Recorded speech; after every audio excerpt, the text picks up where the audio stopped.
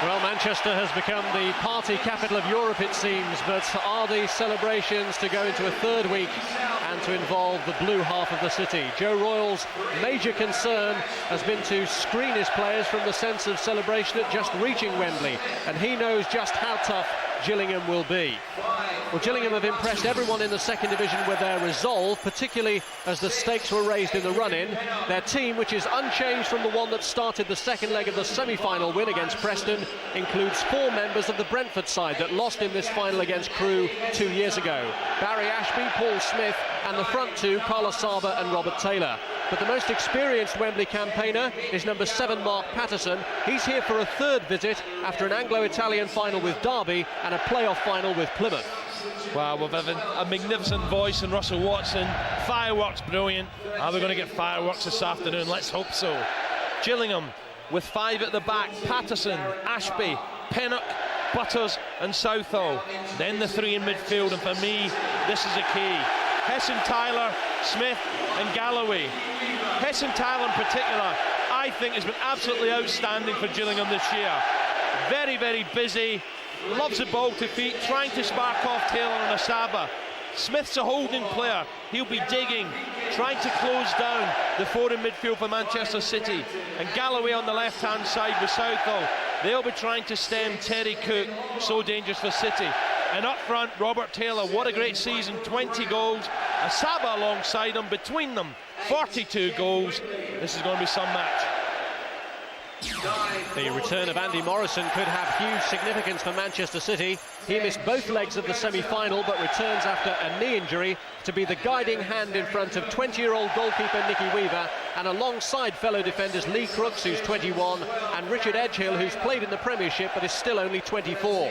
Terry Cooke, who's sacrificed being a part of Manchester United's treble-winning squad, may well see his desire for first-team football rewarded today, and it's a former Old Trafford apprentice, Shaun Goater, partnering Paul Dickov in attack. Well, Joe Royle goes 4-4-2. An impressive Nicky Weaver, 6'4" in goal. The 4 in front of him: Lee Crooks, right full-back, Gerard Wiekens and Andy Morrison. Wonder how Morrison's knee will hold up. Ligament damage, we're told, but he's so influential. The big centre-half back there for City. Edghill, left-hand side. In front of Edghill, the 4 across the middle. Horlock, Whitley in there for a little bit of bite. Brown, tremendous engine in him. And Cooke, who could be the match winner, right-hand side. Cooke, specialist at free kicks. We've seen him do it a couple of times this season. Gillingham have to be aware of that. And up front, Dickov never stops running, tireless, harries defenders, and alongside could be the match winner, 21 goals this season, Shaun Goater. Well, Joe Royle has a good record at Wembley, and he's won on his last 2 visits here as a manager. He led Everton to their FA Cup success of 1995 against Manchester United here, and there was a 1-0 win against Blackburn 3 months later in the Charity Shield. And the shadow of United looms large in the team he puts out today. Terry Cooke, who celebrated making his move from Old Trafford permanent with a goal against Gillingham in the 2-0 victory last month. And there's a former Old Trafford apprentice in the team, Shaun Goater, who went to Manchester United from Bermuda, but didn't get his first crack in league football until he went to Rotherham, for whom he played here in the Auto Windscreen Shield final. Well, what can you say about the Manchester City fans? They've been loyal to the call throughout. Average 28,000 at Main Road, and it was no surprise that their allocation of tickets was quickly snapped up for this game. More of a surprise, perhaps, was how quickly Gillingham's allocation was snapped up. They've averaged just 7,000, but they'd sold out their tickets within 2 days of them going on sale. It's Gillingham who keep the blue in their strip, and Manchester City who've had to change. Shaun Goater and Paul Dickov will get the 1999 Second Division playoff final here at Wembley underway. And maybe a sign of the game is just how Andy Hessenthaler will dig in, and he was in there with an early challenge just to let the City midfield know that he was there. But Dickov here looking to lay it off. Tell you what, Rob, that looked handball to me. That looked handball. Matt Halsey having none of it. Dickov furious, remonstrating with the referee. I think the ball certainly struck a hand or an arm. Dickov just flicks on. Have a look there. That is a penalty. It's inside the box, and what a let-off. Barry Ashby having a bit of fortune, good fortune. Within the first 30 seconds of this contest. Controversy already. Here's Gerard Wiekens. Both teams well pumped up for this contest, and Paul Dickov has taken a heavy knock. Well, we're looking forward to a bright, bubbly start. We've certainly got that. What a let-off for the Kent side. Hessenthaler. Here's Asaba. And now Bob Taylor. Well, Whitley looked as if to me as if he caught Taylor. Taylor's gone down. Now the referee's going to have to sort this out. It's an electric start. We had the fireworks, and fireworks inside the first 2 minutes. Wow, what about this for a let-off? Dickov the flick on. Watch Ashby's left arm going there. And that clearly, for me, inside the box is a penalty. Well, Adrian Pennock is getting booked for the challenge that left Dickov floored. A yellow card in the first 2 minutes of the game. Well, Gillingham, there's no doubt about this. Gillingham are going to close, they're going to bite. And look at this for a challenge. That's late. Pennock scything down Dickov. A yellow card for Adrian Pennock, and a busy start for the referee. Mark Halsey's first match at Wembley in his 3rd year on the Football League list. And those in the know reckon that he probably got the toughest of all the playoff finals. And maybe the opening few minutes have proved that.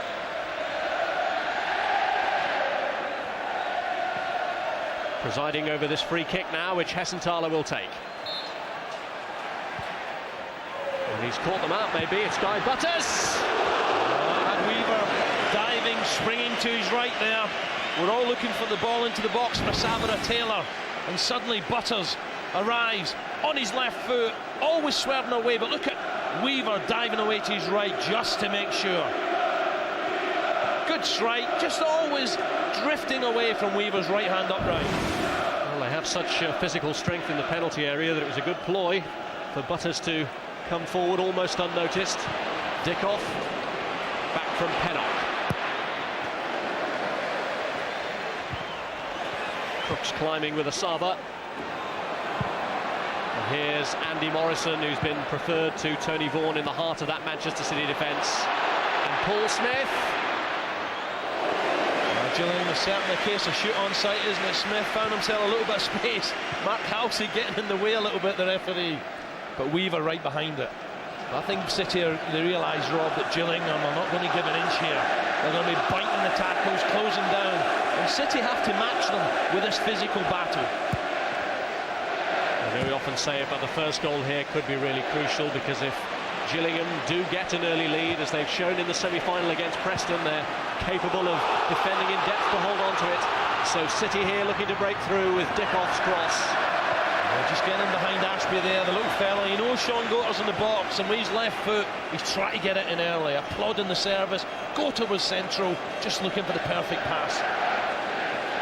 Paul Dickov was the best man at Vince Bartram's wedding. Former colleagues of each other at Arsenal. Families are very close, but Dickov says he won't mind if he gives him a kick or two during the course of this match. I'm sure he didn't say that.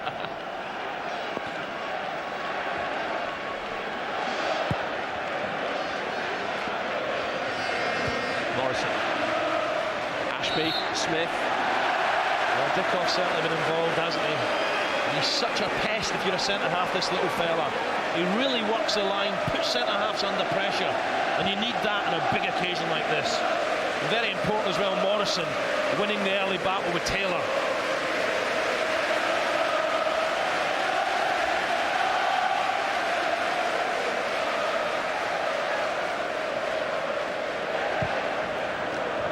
Morrison's kick. Goalkeepers always like to get a good early comfortable catch in.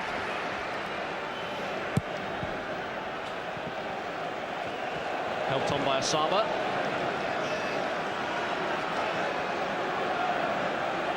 Morrison. 28 years of age, Andy Morrison. He was a substitute for Blackburn here in a Charity Shield match. Normally a good striker of the ball, just miscuing that one. Putting his side under a little bit of pressure. Hessenthaler. This is Patterson.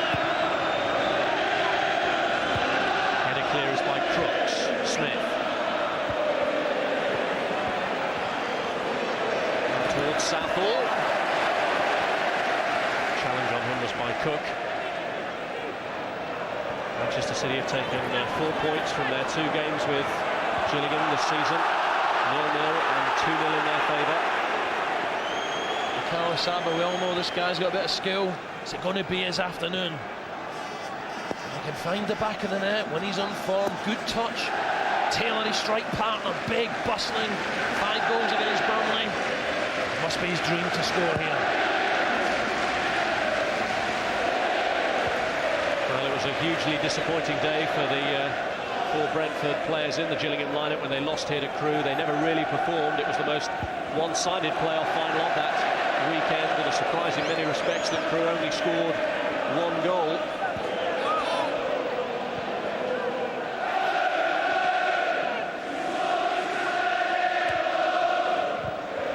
Southall. It's a fantastic atmosphere here. So City fans are here at the moment with an anthem, but tell you what, Gillingham fans, I'm amazed how many have turned up here. All decked out in the blue shirts.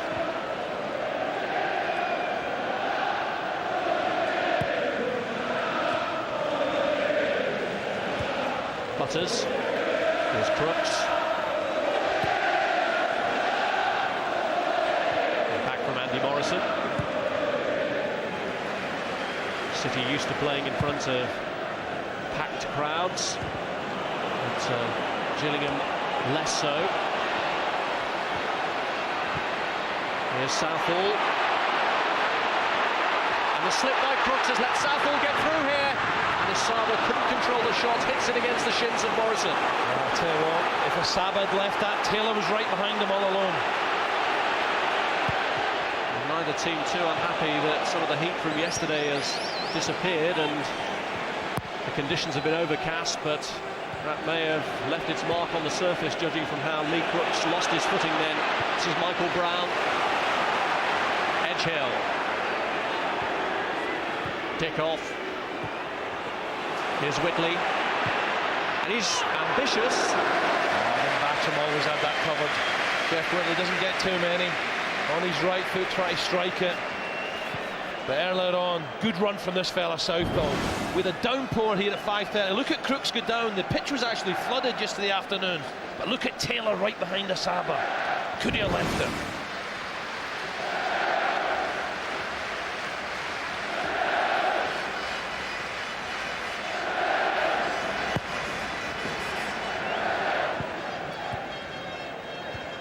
Brown. Helped on by Goater. This is Patterson. Richard Edghill. There's Ashby.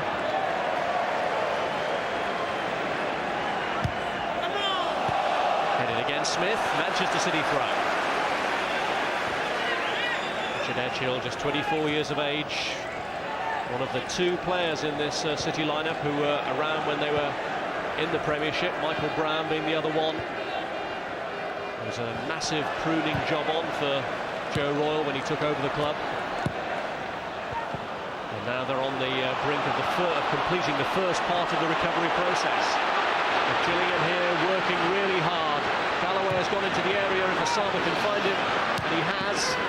It's Galloway, good control, and he tests Weaver, who has to push it away for the corner. And that's very, very unlucky. It's a good strike as well from Galloway. I don't know if you noticed, Whitley, again, he slipped over early on, and suddenly Galloway gets a bit of luck there on his left peg, bang!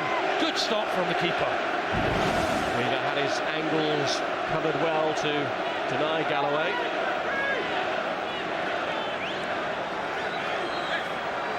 Here's Hessenthaler with a corner. Betters gets in front of the goalkeeper, who has to punch. And it's Crooks who gets it away. Southall. Now Smith. Patterson.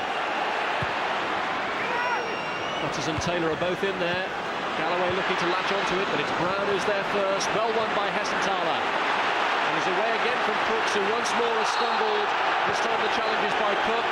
Free kick. I tell you what, Ben only thought Gillingham were going to be intimidated by this atmosphere, the big occasion at Wembley. Well, they're wrong. 10 minutes gone, and Gillingham, for me, are the brighter. It's a better start.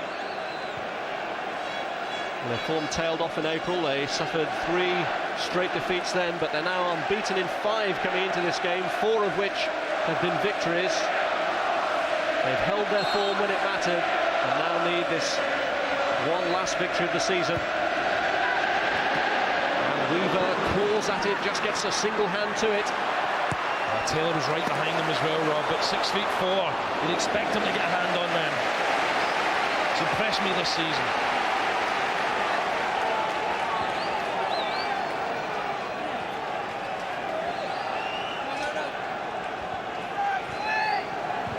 Here's Wiekens. Now Morrison.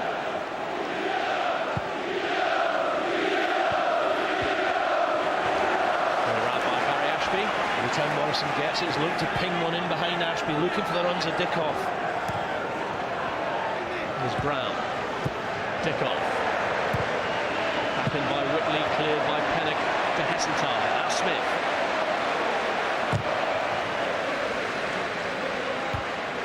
Wiekens.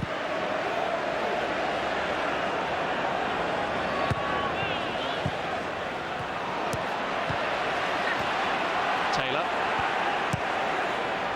Asaba. It's fast and furious out there, isn't it? The ball pinging about. Putting a bit of space for Crooks. Now Cooke.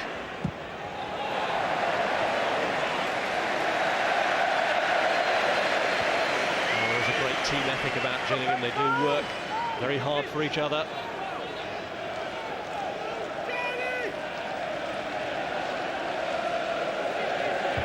Crooks. Goater. This is Galloway. Southall. Neatly got away from Cooke.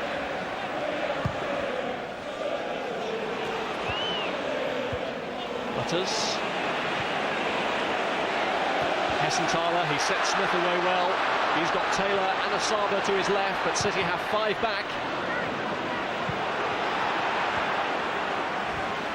Edghill. Kevin Horlock. Ashby. It's the second ball that City have got to win, Rob. When it's gone up to Dickov in the air, there's no doubt that Gillingham are winning it. It's the knockdowns the City midfield must be getting after. Well, if there's going to be aerial balls, sorry, as Wiekens slides in, if there's going to be aerial balls, maybe they should be going to Goater around the little small Scot up there. Goater the target man, Dickov the man, trying to run in behind, using his little sprint, 10 yards. It's a partnership that Joe Royle has come to late on in the season. Had originally paired Goater with Gareth Taylor, who's among his substitutes today. Here's Asaba.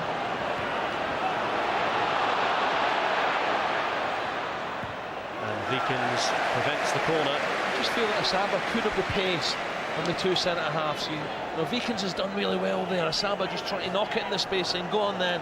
I'll test you out. How quick are you? You can certainly get the better of Morrison, I think, in a straight sprint. Galloway.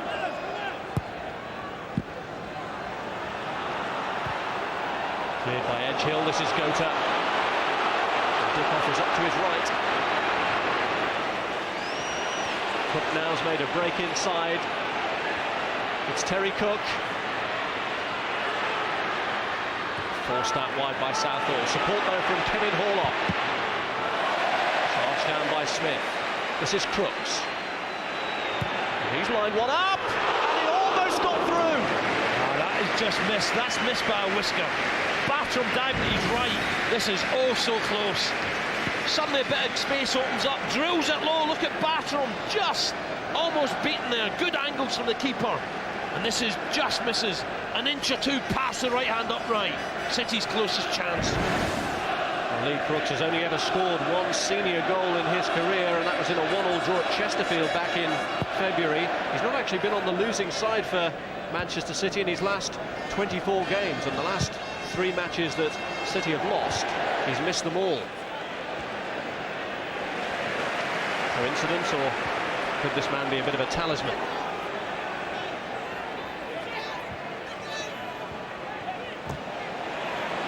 Won by Hessenthaler.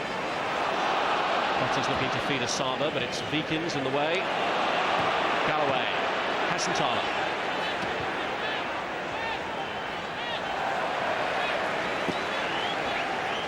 Easy little player, this fella, isn't he? And Jeff Whitley is keeping so close to him. Whitley's got good legs, up and down. He's going to have to be, because this fella still very, very fit, very busy.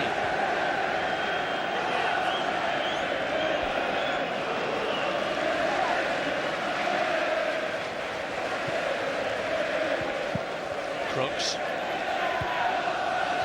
Here's Brown. Again, Hessenthaler looking to snap in. Goater has managed to lay that one off for Edghill. Horlock. Cleared by Southall.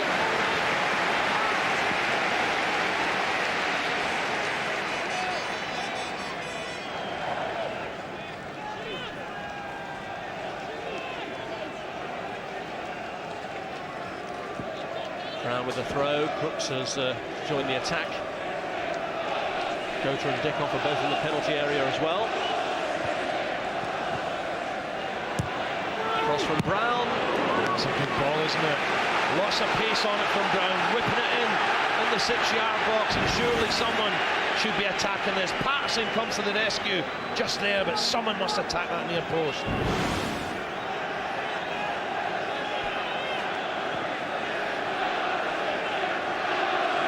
It's Horlock with a corner.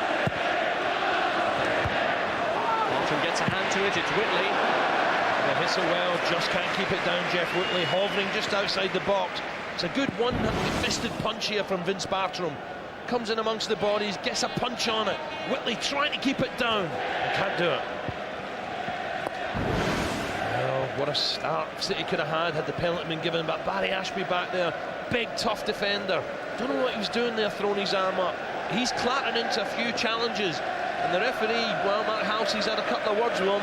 He's got to be very careful, tackling from behind.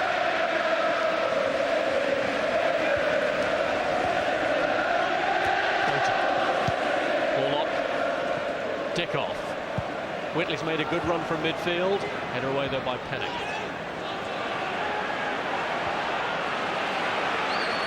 Brown miscuing the pass. This is Wiekens. Crooks.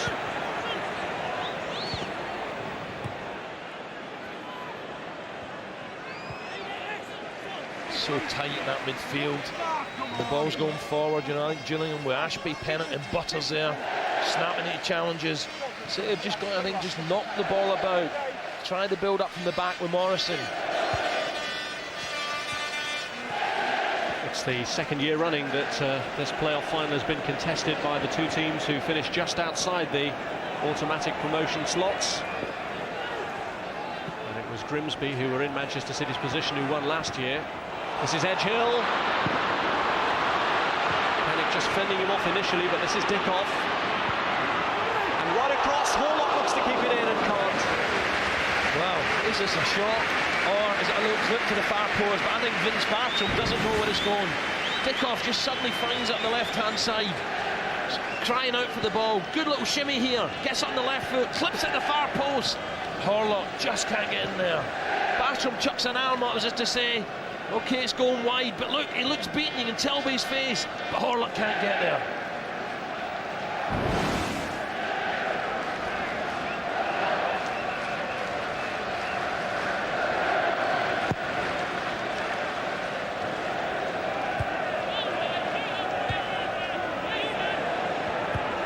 Morrison. Here's Goater. It's fierce there. Dickov was complaining again to the referee. They got an elbow in the back of the head by Ashby. But the three centre-backs back there are taking no prisoners.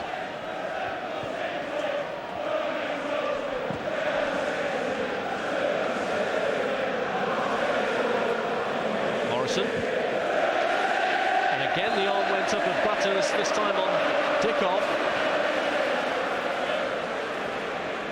And the quick free kick was allowed while Dickov was still recovering. Well, Paul Dickov, you know, I don't know how much more he's going to take of this before he starts retaliating. It's a fiery little Scot.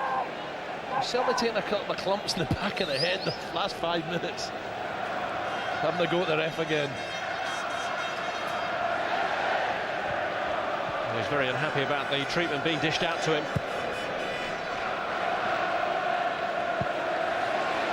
Can Taylor get on the end of this? No, Weaver's there.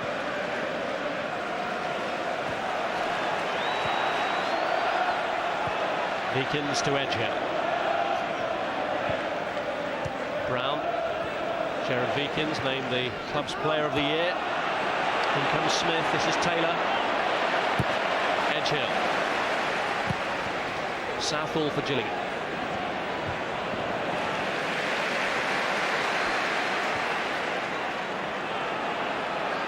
Brown. Cooke. Now Crooks.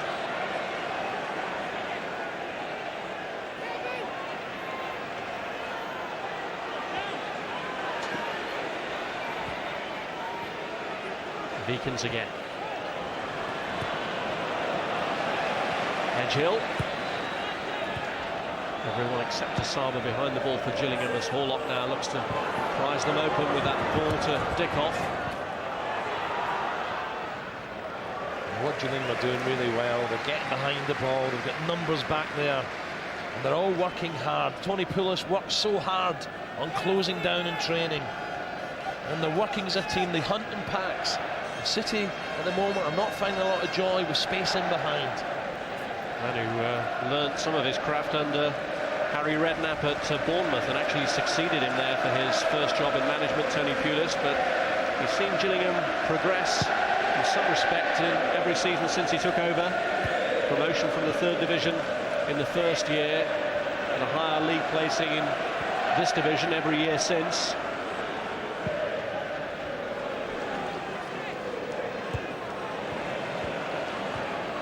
Crooks is doing well, Rob. He's tucking round, he's protecting Wiekens and Morrison every possible chance. Lee Crooks, big tall lad, good in the air.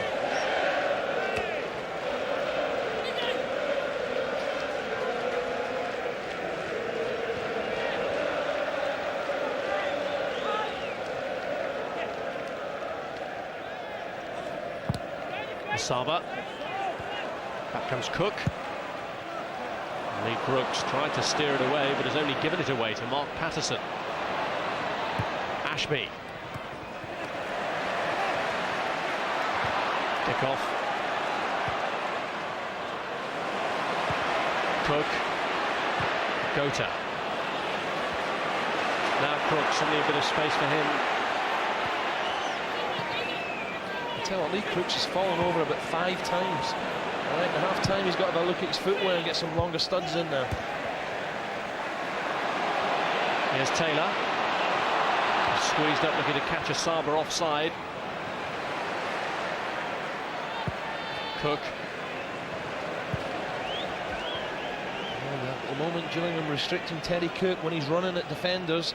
He can be so tricky, but at the moment Nicky Southall, Butters tucking in behind them. They're containing this fella really well so far. Very even so far. Sides drew 0-0 at Main Road when Shaun Goater hit the post. Andy Morrison had an effort, cleared off the line. It was a 2-0 victory for City at the Priestfield Stadium last month, which was actually Gillingham's first home league defeat in 18 matches.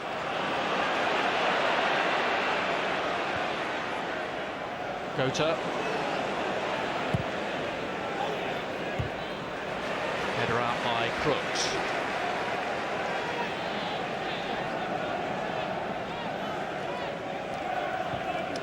Royle here, plenty of times as a player, indeed was playing the last time that Manchester City won at this famous old stadium in the 1976 League Cup final. And he never lost in 6 appearances for England. Indeed, it was one of his England colleagues with whom he played here that won that 76 League Cup final. Dennis Stewart, the famous overhead kick against Newcastle. And he, of course, now is very influential in the Manchester City boardroom.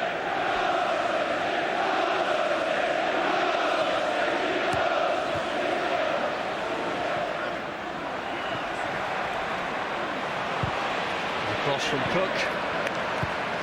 Yeah, a little half yard he found himself, but the final ball into the box.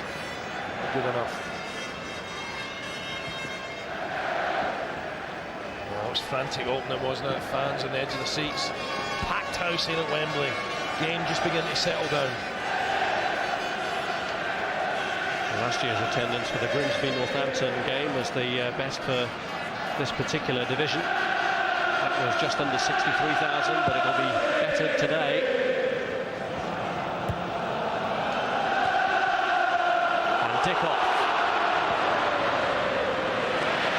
Southall, the challenge by Cooke. Played back to him by Dickov.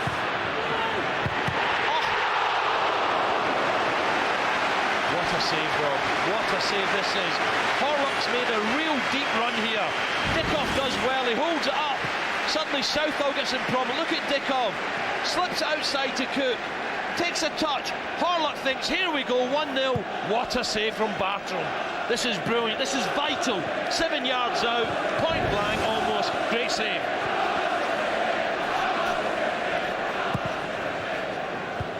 Right on the edge of the 6-yard box, a gilt-edged opportunity for Kevin Horlock.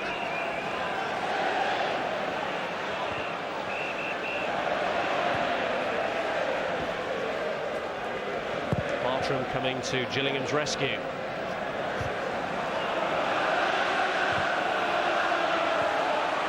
There's Ashby.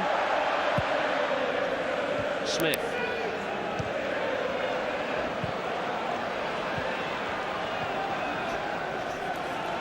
What a save this fella has made here.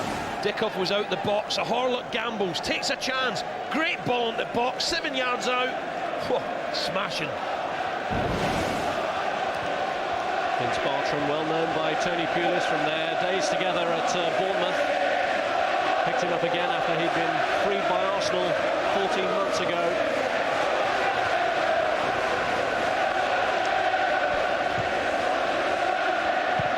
Pennock, Edghill.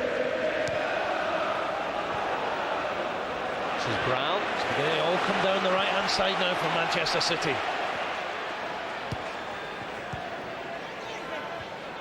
Michael Brown. Crooks. Brown again. He's just rushed at it. It's lovely play. Good combination. Crooks again involving Brown.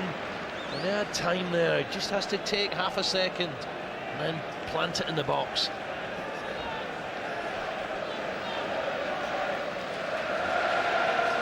Well, it's been significant just how much progress they've made down that flank in the opening half hour or so. Crooks and Cooke have combined to great effect.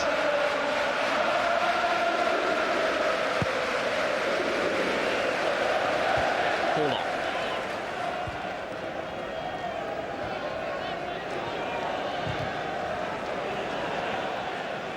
This is Southall.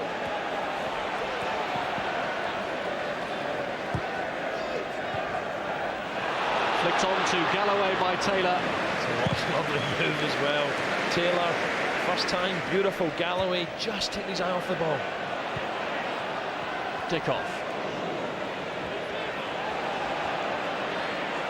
It's fierce in that midfield, Rob.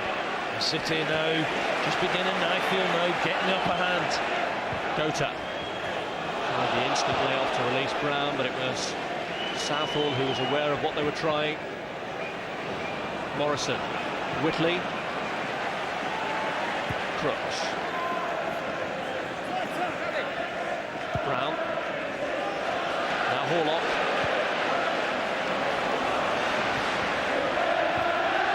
Dickov and Edghill combining. Patterson stopping them in their tracks. Morrison around there from Edghill and winning it back for Kevin Horlock. Goater. Brown.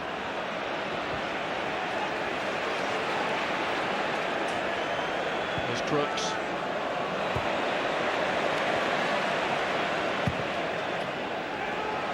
Goater's in the middle, Dickov is there too, and there's a push by Goater.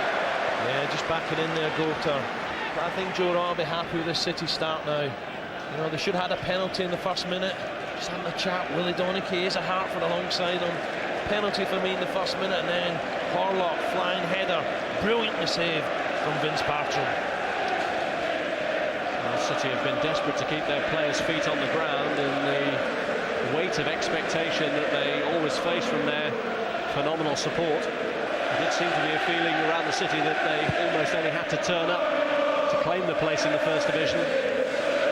But as Gillingham have already demonstrated, that's far from the case. There are only 2 points between the two sides in the league table. Both had good, long, undefeated runs in the league campaign this season. You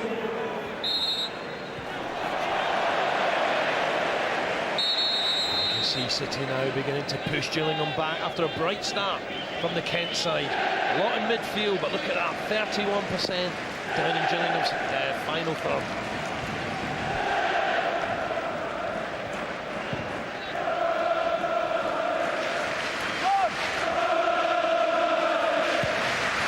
Kick headed by Morrison. The ball here for Asaba. He's got Wiekens at his back. Southall. Up goes Taylor. Morrison though beats him to it. Good header from Morrison. I'll tell you what, Rob, I like when Southall gets forward, you know. Looks a bright little player on that left-hand side for Gillingham. Horlock. Butters. Whitley. Dickov. Now Cooke. Well, the goalkeeper was confident, he let it go. Well, I think he let it go, but I think Vince Bartram's got to start asking questions of defenders. You can't give this fella time on the ball. We saw that fantastic strike against Bristol Rovers from a dead ball, and that's not too far away, looking for a little bit of curl. But who's closing him down? That's what Vince Bartram's asking now.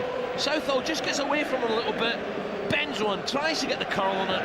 That's not too far. Well, the signing of Terry Cooke was instrumental in Joe Royle changing his formation back to a 4-4-2 because of the wide open spaces of their main road pitch. And he's hoping that they'll similarly benefit from the great width of this Wembley turf. Looking for a way through the middle now as Whitley is fouled by Hessenthaler. Yeah, it's a free kick.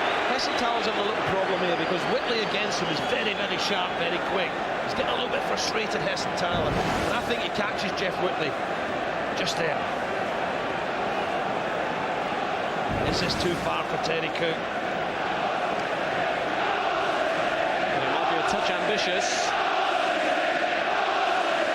He seems confident enough. Bartram looks to be in good form to me. It's left for Horlock. Header away was by Ashby.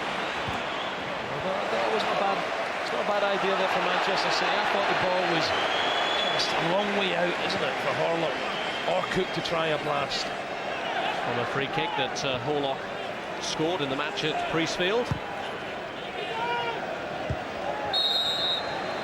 Asaba just catching Big Morrison. He's not happy.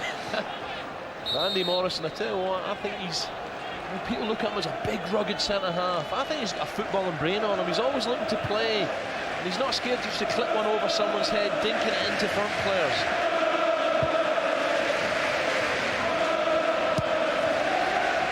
It's only a second experience in the playoffs for Andy Morrison, and the first one wasn't too pleasant. He was part of the Blackpool team that let a 2-0 first leg lead slip and lost to Bradford in the second division semi-finals. Brown and City's players again being roused by the Blue Moon anthem. There's some noise coming from their position away to our right. Dickov's just getting a little bit angry. Just feels one or two challenges are going unnoticed here. Frustration now beginning to boil over. It's Southall, I think he's having a go at now. Mark Halsey just beginning to settle down. There are one or two nasty challenges from behind. Ashby again, Dickov slides in. Well, he's just getting a bit frustrated. And that's why Southall's saying, hey, shut up. Nerves jingling. Such an important match. Division 2 nationwide playoff. Well, the referee's tried to keep a firm hold on proceedings without bringing out another yellow card. Still Adrian Pennock, the only one booked. It's in the second minute of the match. Just interesting, Rob, as well, to hear Mike Somerville at the top of the programme saying, you know, This is the most vital game City have had for decades.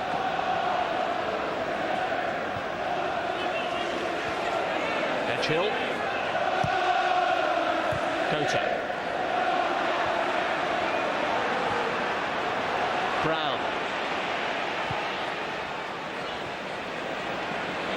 Now Cooke. Galloway.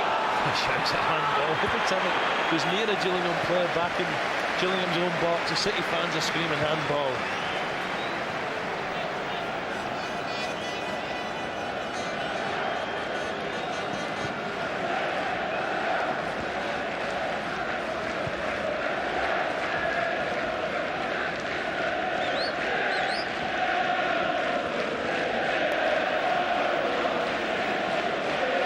Score. Manchester City looking for the first step on the road back to the Premiership. It's just 6 seasons ago that there were 82 league places between these sides when Gillingham finished 1 off the bottom of the league and Manchester City finished 9th in the Premiership.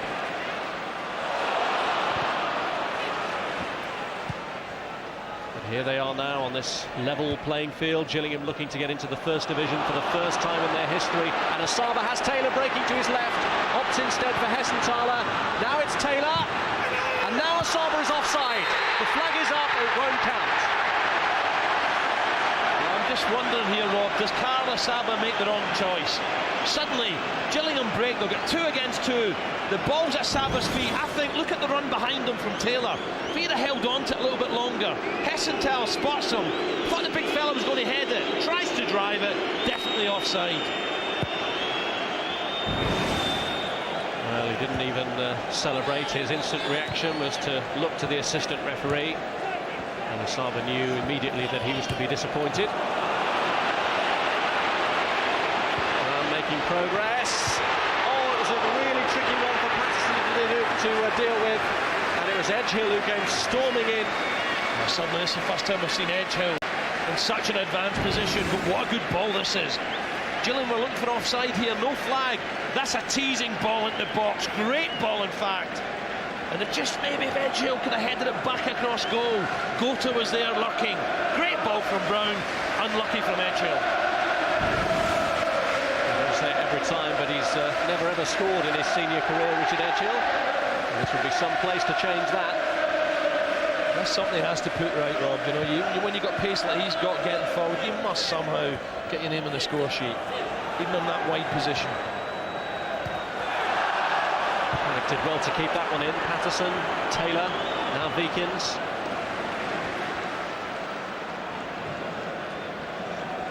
Nicky Weaver, who's kept a club record 22 clean sheets in their league matches this season, 26 in 54 matches in all competitions. Up goes Goater.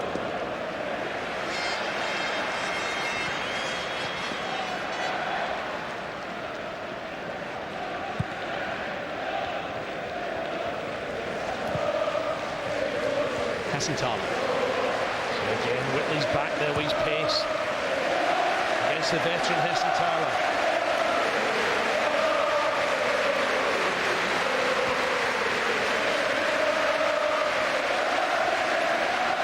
Patterson. And a poor cross there from Patterson. Patterson has been doing really well defensively. He's been tucking round, helping his 3 centre-backs out, like Nicky Southall on the other side.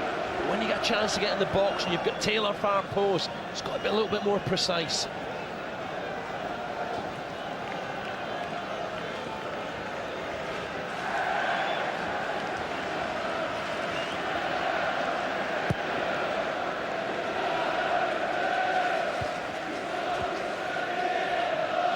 Goater against Butters. It's Brown. Pennock. Galloway to Hessenthaler.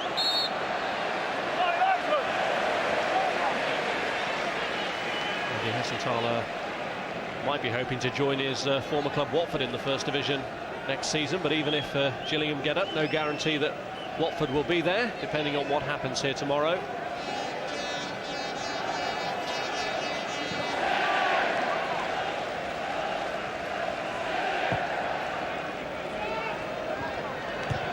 Morrison. Galloway. Morrison again. There's Ashby. Wiekens, the foot of Taylor was very high then. I think the ref's going to have a little chat with him as soon as this ball goes out. Taylor was a little bit late. Taylor.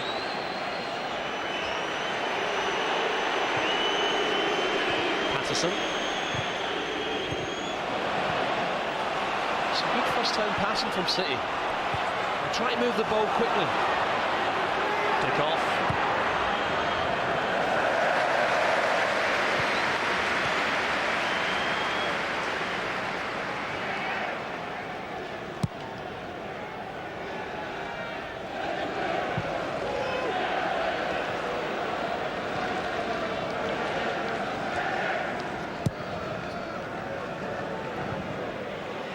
Goater.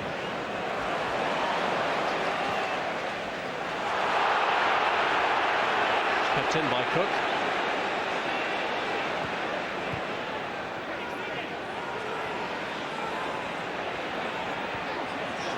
Here comes Hessenthaler. Taylor. Wiekens, his right foot just a little bit high there, around the head of big Robert Taylor. Gillingham are desperate, trying to frustrate Manchester City, catch them on the break. Really, City were looking for an early goal. It hasn't come. Gillingham battling away, doubling up, get behind the ball, fighting for their lives in the midfield area.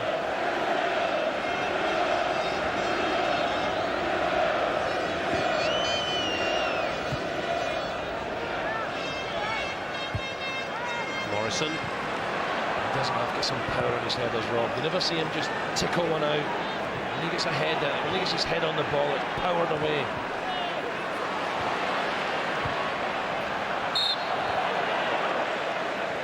Unable to keep it in this time, Terry Cooke.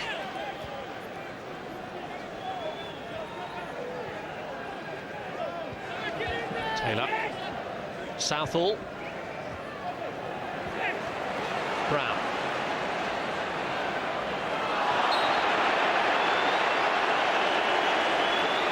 Hessenthaler right next to Mark Halsey, the ref saying, no way, I got the ball. The referee handily placed 2-3 yards away from the challenge.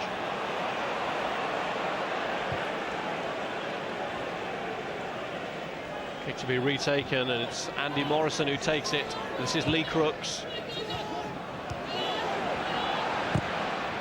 Crooks really too early with the ball to Dickov, but how quickly is Dickov over there closing down Butters? Really does work hard, the little fella.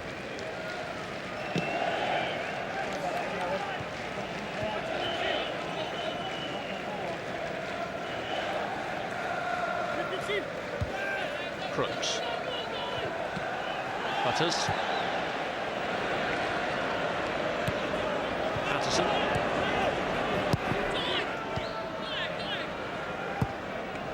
Ashby.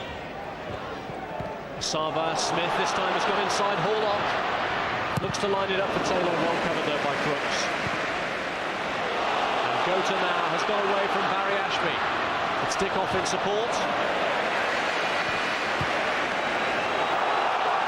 To end at the end of the first half, and now Smith.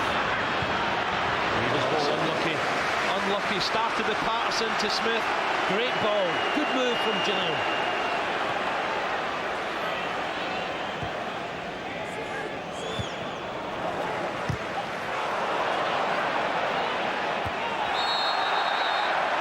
It's just 1 minute stoppage time in this first half, and the match is still balanced on a knife edge. Yeah, so tight, isn't it? City look to have more of the ball, look maybe a little bit more exciting going forward, but Gillingham are still a threat on the break. Galloway come closest, but down the right, Patterson and Smith combining well, with Taylor and Asaba looking sharp. Well, the fans are on the edge of their seats.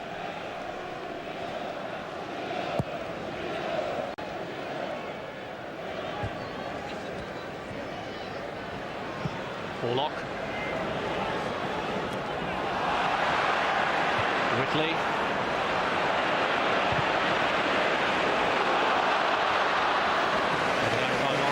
Good clever header, but Ashby again tangling with Dickov. Half-time, and Barry Ashby maybe had the luckiest escape of the first half in the first 30 seconds of the contest, when what appeared to be a clear handball from a Dickov layoff went unseen by the referee. Dickov was looking to release Shaun Goater, and the arm was certainly raised and it came off his elbow, but nothing was given despite Dickov's appeals by Mark Halsey, the referee. Joe Royle hoping his team can put their pressure to good effect in the second half. Half-time, 0-0. Well, the rain has started to fall again at half-time, which may take its toll on the surface. But Manchester City haven't failed to score in their last 15 matches. The last time they were involved in a 0-0 was against Northampton a couple of months ago. But the longer it goes on like this, the more real prospect extra time and then penalties becomes. Penalties have never been used to settle this division,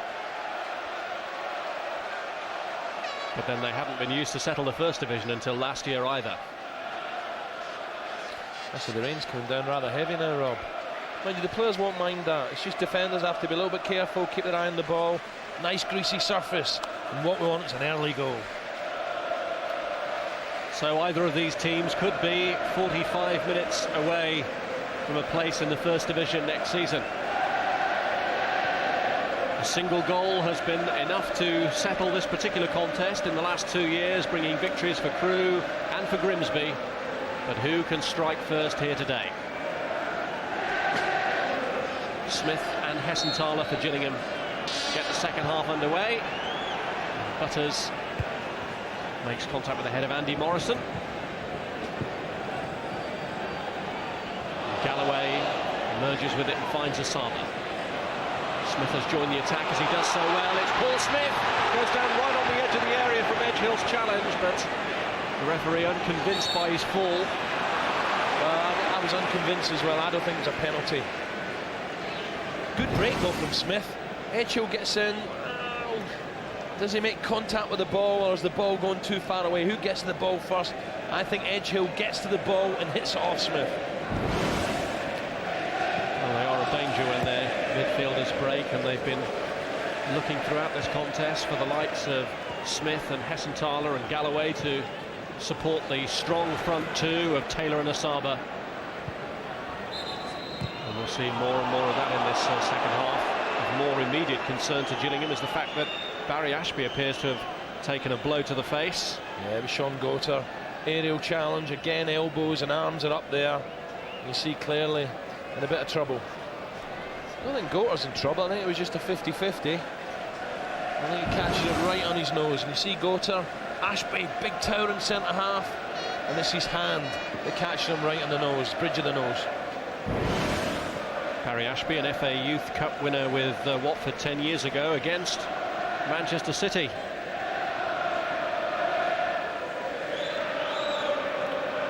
Maybe feeling a little groggy, but soldiers on. He's been a tough competitor this afternoon. Fortunate with the penalty decision. But apart from that, he's been winning these battles in the air, keeping, he's giving Dickov a bit of stick. Still looks a little bit shaken up by that challenge. Well, he's a tough, competitive type. Ashby's himself picked up 2 red cards during the course of this season. Taylor gives the ball back to Weaver.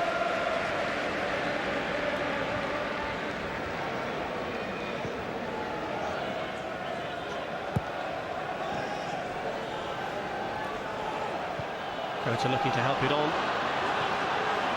I think as this game goes on, Rob, I think we're going to get midfield players taking more and more of a gamble, getting forward, looking for a little knockdown off the front players.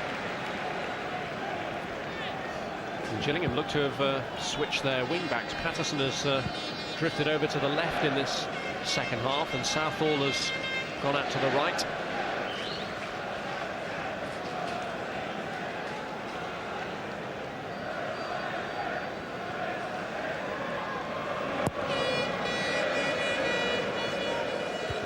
Horlock. Here's Goater. Just wonder, you're talking about the switch there, Rob, is Patterson maybe? Tony Pulis feels that Patterson on the left-hand side is more of a defender against little Cooke.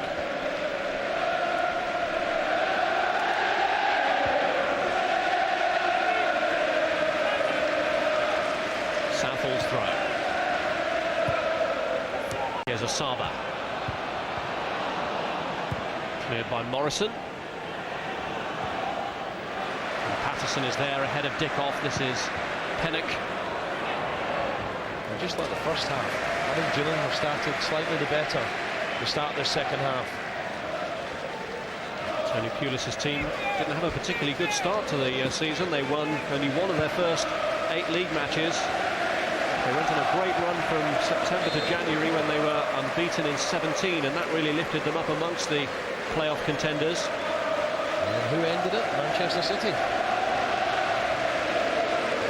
They themselves had a great run in the run-in, beaten just twice in their last 24 matches. They too were off the pace in December when they were lying 12th after their defeat at York, and 1 or 2 grumbles had started.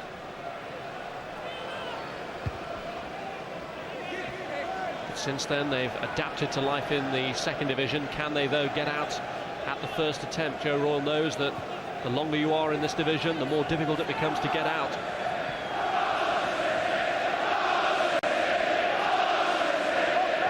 Here's Horlock.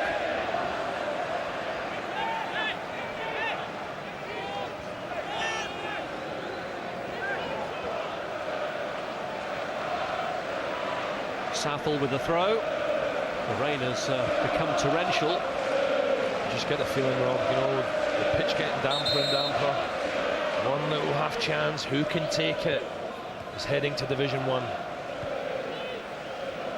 Well, despite the sunshine that we had yesterday for Scunthorpe's victory in the 3rd Division playoff final, there was quite a storm in the immediate aftermath of that game, so the pitchers had to already take a fair battering from the rain before today's downpours.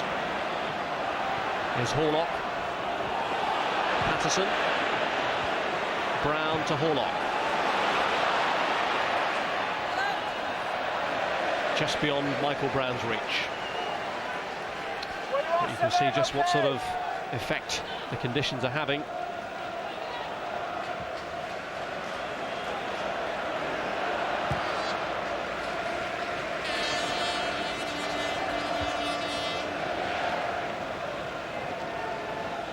Here's Wiekens. Ashby leaving it to Adrian Pennock. Goater receives the ball well from Horlock. This is Edghill.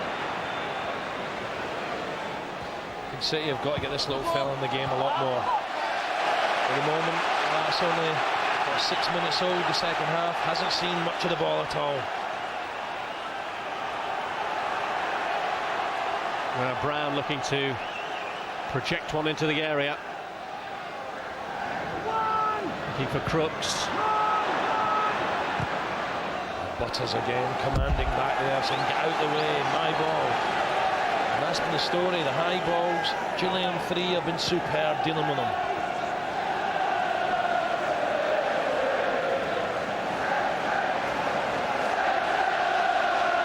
Brown to try and open up Gillingham again. Header out by Patterson this time. And it's a corner. And the decibel level rises again. Up goes big Andy Morrison, far post. Can City deliver? Horlock plays it short to Cooke. Well, it was spinning awkwardly as they converged on Crooks to prevent him from getting a header in. Wiekens was in there as well, causing a problem. Yeah, it was a little dink ball near post. Wiekens for 1 minute I thought had got a good head on it. In fact, it could have been Crooks that hit. It's Terry Cooke's corner this time, and Goater comes in. Yes, Terry Rob. Cooke gets it back into the danger area. Just wondering there, Bob Taylor, I think it was. I think it was from Goater. Again, shouts of a handball. I don't think he knew too much about it. And Smith here looking to get through. Well, it was the furthest Gillingham player forward.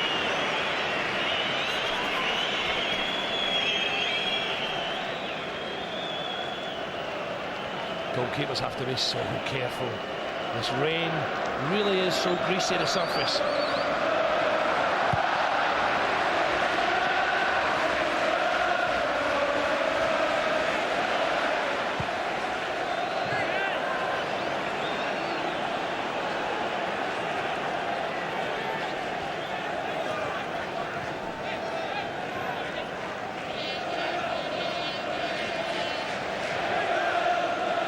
City's last two defeats have both come at home. The last time they lost on their travels was in London in the FA Cup at Wimbledon, way back in January.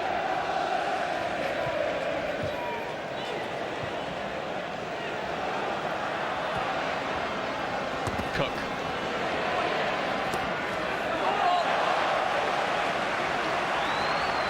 Wins the throw off Asaba. Well, definitely Patterson's keeping a real close eye on little Terry Cooke. Cooke. Goater. There's Brown. Edghill. Now Horlock. City definitely look a better side when they move the ball quickly. All this one-touch stuff is, they look to be smarter going forward. Quick one-touch stuff really has Gillingham rocking.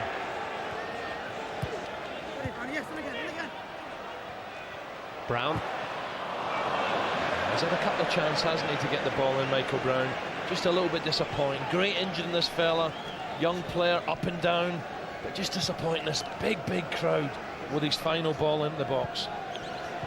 And the attendance figure confirmed at 76,935, which is far and away a record for this division by some 13, nearly 14,000, and only just below the overall record for the playoffs, which was set by last year's First Division final. That was just over 77,500 for that epic Charlton-Sunderland match.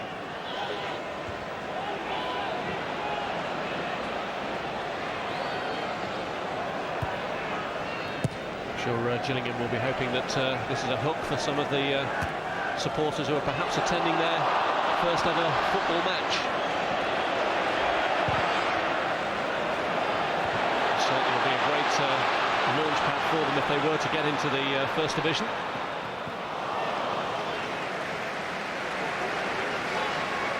Been plenty of endeavour within their ranks today. I just think of Southall there. If he can get forward, Tony Pulis. He swapped him round with Patterson. If he can get forward, produce the ball into the box. Taylor, Asaba. Can they nick it for the Kent side?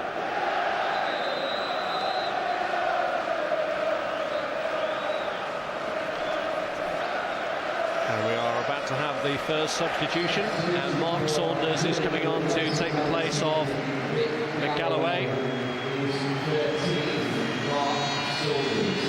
Galloway will slot into a midfield role. Paul Smith has drifted over to the left.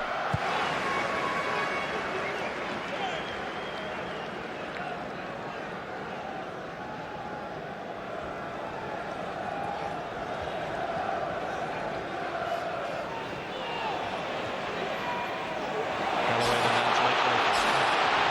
Smith who's breaking here, and it's Andy Hessenthaler, blocked by Crooks. Goater. Now Brown. Dickov is wide to the right. Cooke is waiting in the middle, so too is Horlock, so too is Goater. Patterson delaying the effects of the cross and then preventing him from getting it across. And a good defending again from Patterson, doing a stern job on this left-hand side.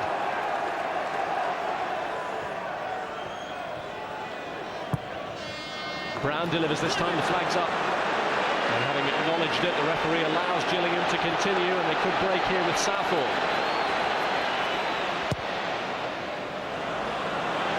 Disappointing delivery across the field, but it's a cross-field ball that goes straight to Terry Cooke. Dickov. Here's Lee Crooks. Horlock beaten to it. Whitley, Brown, put out by Butters, and Smith looks to set Taylor straight on his way. That was plugged by Morrison. Whitley, Goater. Game's definitely opening up, Rob. Gillingham now feel when they get forward, they're getting bodies forward. Any lapse of concentration, any error now could be vital. Asaba bearing down on the City rear guard, but Cooke tracking back well. Wiekens is doing a little sting out of the game. Just looking up front for City, I'd like to see Goater do a little bit more. Dickov's worked his socks off along the line. Goater maybe just looking for that little half chance to try and take. At the moment, he's got to get involved more. The man who secured Manchester City their Wembley place with the goal against Wigan in the second leg of the semi-final. And their leading scorer this season, Shaun Goater.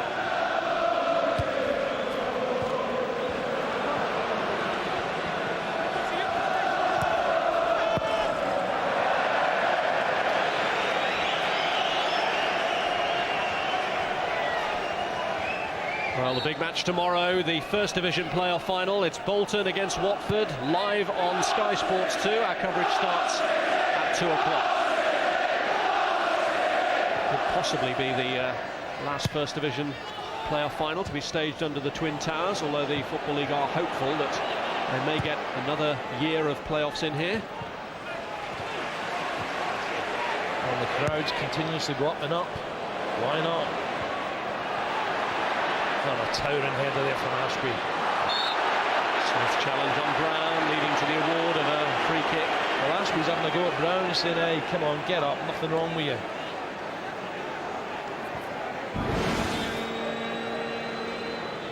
Well, it's not high, is it? But it's a free kick. He's worked very hard, as have all the Gillingham players this afternoon.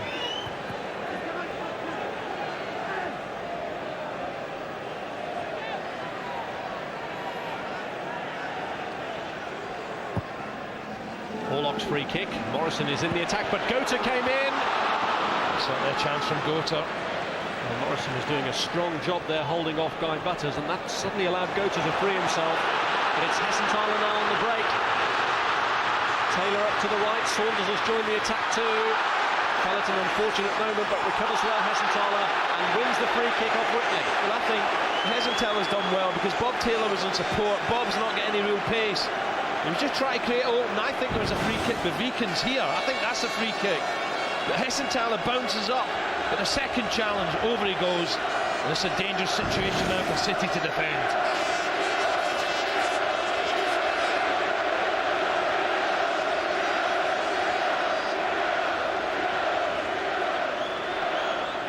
Taylor, big centre forward out of the box. He must fancy his chances here.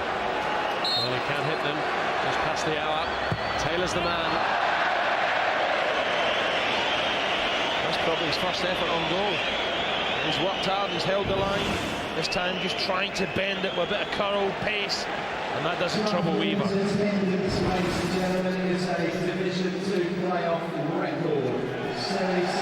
looks like a double substitution here for Manchester City. Joe Royle there having words with Ian Bishop, and Tony Vaughan. Vaughan is to be deployed as well. This is a brave move. This is a gamble.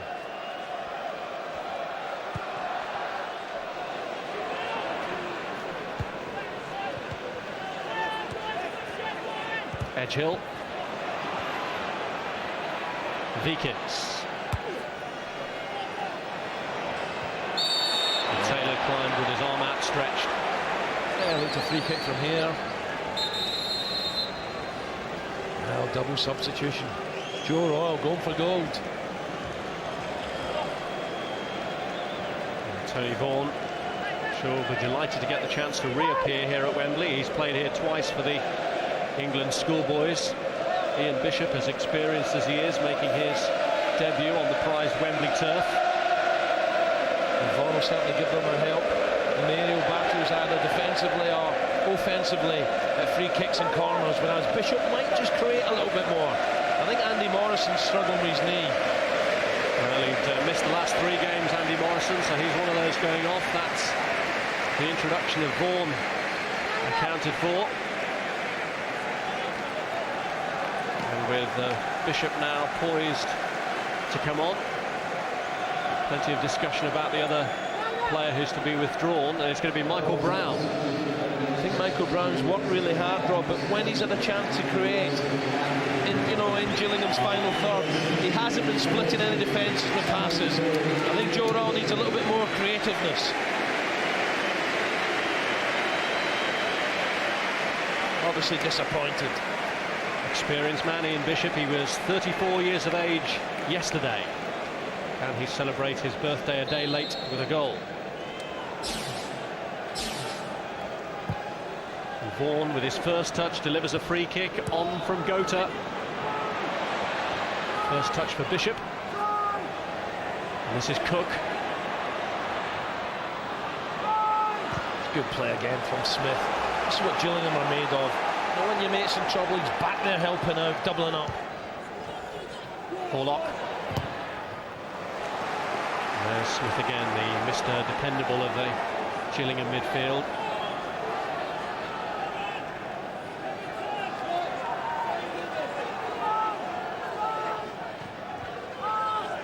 Crooks.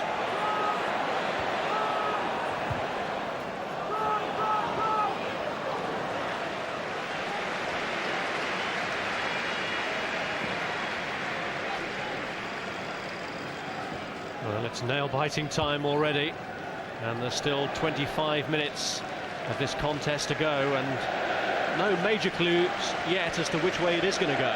Look at the faces. Realise one goal now, one slip, one bit of magic. Division 1.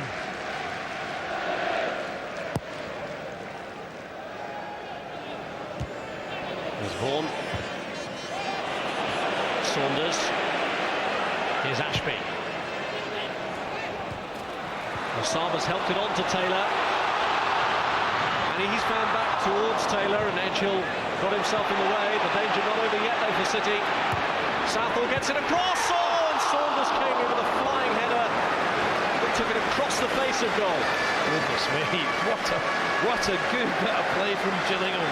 Suddenly Edghill had done great defensive work. Edghill, he doesn't clear it properly, but look at this. Launches himself at the ball.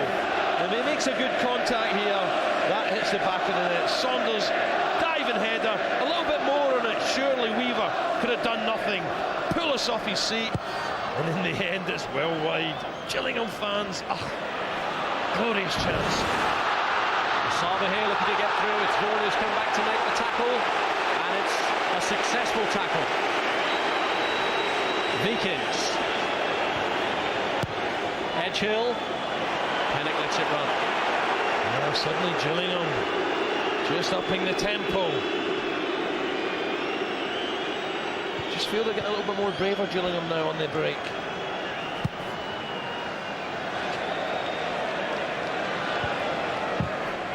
There is just something about these openings that are occurring that makes you start to believe we may not need extra time. Bishop. Crooks.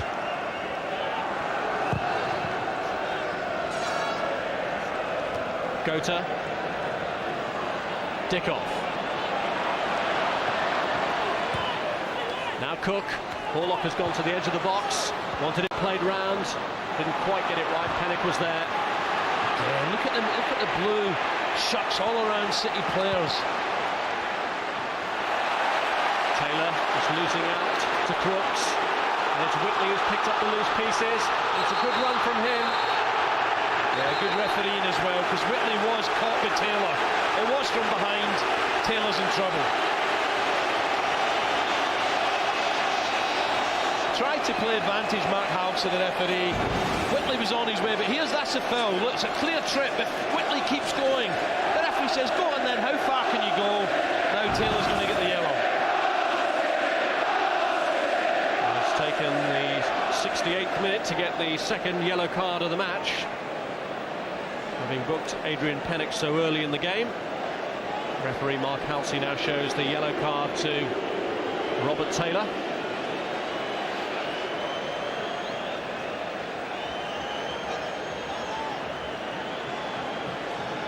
Again, it would be ambitious to have a shot from here for Cooke or Horlock. I think Horlock, his left foot might fancy one. Well, they've got two options, haven't they? It's almost central, this position. They're looking at each other. I think Horlock's going to whip one with his left.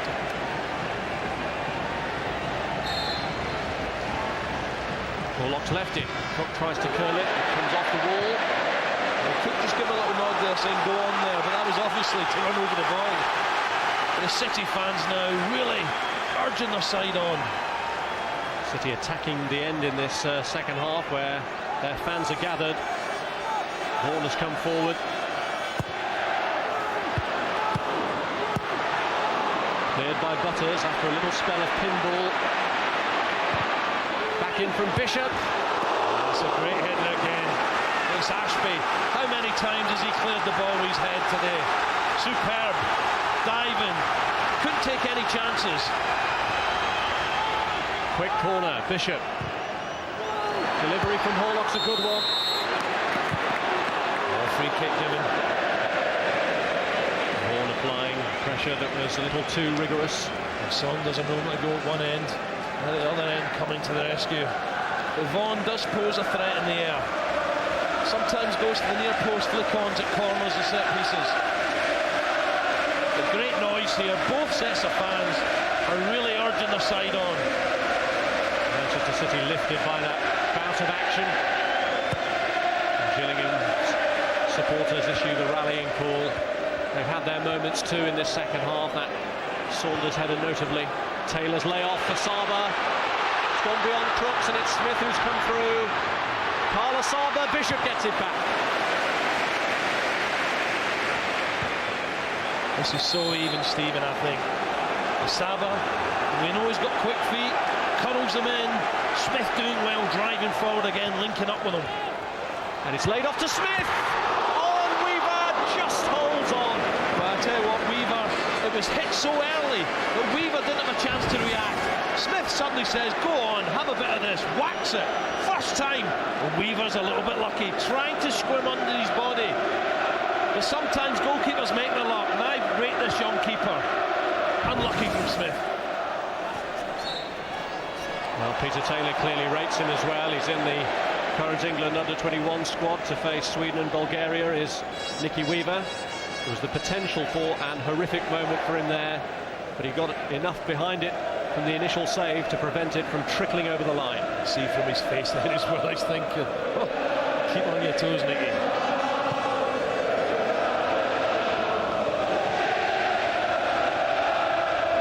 Southall crosses in towards Taylor or Asaba. It's Wiekens who gets it clear. Well, I'll tell you what, we've seen some real brave defending this afternoon. Wiekens, super header.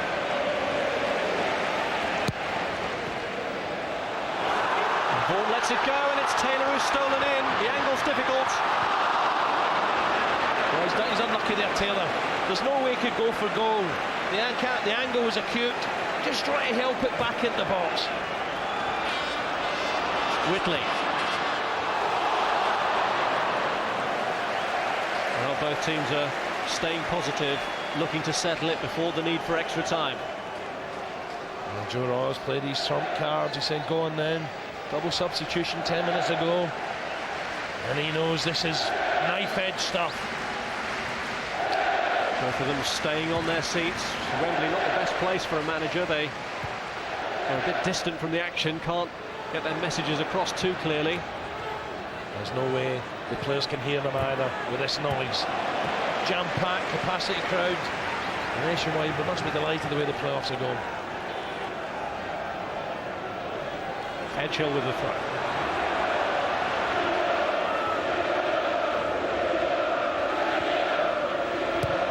Edghill's cross.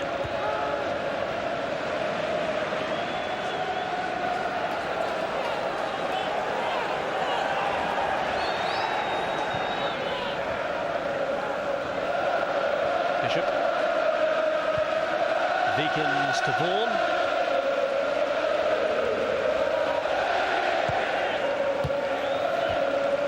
Horlock.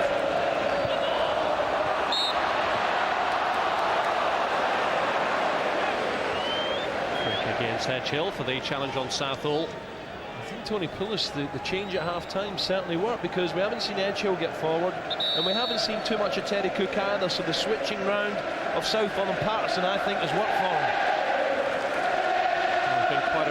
position since Tony Pulis took over at Priestfield. He's built 3 different teams. It's not entirely been a bed of roses for them this season. There have been 1 or 2 tensions well aired between Pulis and his chairman Paul Scally. Both singing from the same hymn sheet today, though, in their desperation to reach the First Division. Saunders. Southall wins the throw.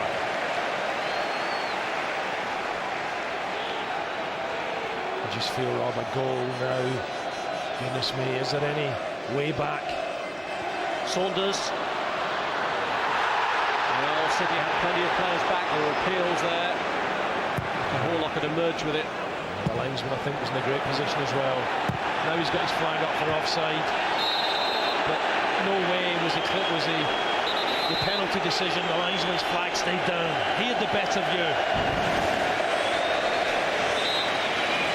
No penalty. Saunders definitely gets the ball, but I don't think there was any contact. Good decision.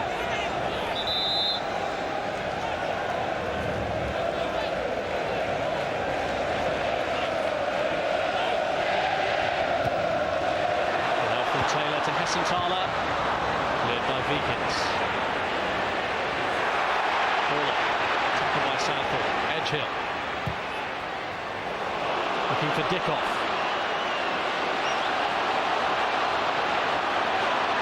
Cooke has gone up on the outside and he's found him. Terry Cooke, looking for Goater. Ashby doesn't make it, and it's hit the post from Shaun Goater. Well, I couldn't believe it when Ashby missed it. And Goater suddenly chucked out his left leg. I thought if he'd have cut it back, Dickov could have had a tap in. City fans can't believe it. This is great play. Dickov clips it to Cooke. Delightful ball, but look at Dickov. And you have to say Goater's unlucky. Had he squared it across here, I think Dickov has a tap in. But Goater goes for goal and off the post to safety. Well, Gillingham deal with the corner. Hessenthaler. Asaba to Taylor. The game really is opening up now, and it could still go either way. How costly will Goater's miss be? Taylor has Smith in support. Got torn between 2 stools in having a go himself or feeding Smith. Yeah, I think he took the wrong option, to be honest, Robert Taylor. On his right foot, it's a couple of yards wide in the end. He's had it, to be fair to him, he's had a look for support. He just thinks, go on then. Feel for that far post. Weaver makes it look closer by diving, but a good 2 yards wide. End-to-end stuff. Well, the chances are plentiful, but you wonder if Manchester City will be left to count the cost of that effort from Goater that hit the post. Here's Ian Bishop. Dickov looking to hit one on the turn. And it's Pennock who blocks it for the corner. Surely a goal must come from either of these sides. Throwing everything at it now. 13 minutes to go of Manchester City's 13th visit to Wembley. And a corner kick taken by Terry Cooke. There's going to be another one, I think.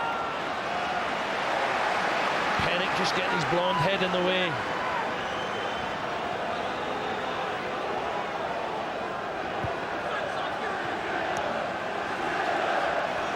Staying in the area behind Dickov. Asaba, though, is watching him closely. Yeah, Vaughan near post, looking for a little flick. Cooke's screaming at someone there, saying it was a good ball in, but for me that was always the keeper's ball. Edghill missing his header. Weaver clears, but straight to Taylor, and the goal is unguarded! Oh, Robert Taylor. Weaver has kicked well all afternoon. One bad clearance, and he knows it. And Taylor had a golden opportunity. Absolutely stranded outside his box. Taylor's touch is good. He just rushes it. What a chance. And surely this game is going to be settled in the 90 minutes. It's frantic stuff at the moment. Whitley's header on. Butters gets it clear, and it's Dickov who's through this time, and right across with Horlock and Goater, unable to provide finishing touch. It's unlucky, isn't it? Horlock flying in at the far post. Dickov, his touch was good. Suddenly feels there's an opening. Great first touch, drives it across the 6-yard line. Horlock needed another yard of pace.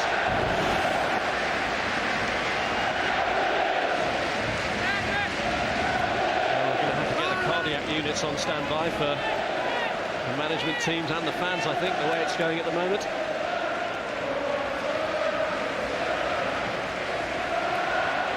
Taylor. Taylor flat in bed, who big Robert Taylor must be thinking, could have won it. Wasn't an easy chance, but his first touch gave him a great opportunity. Just couldn't hit the target, an empty target.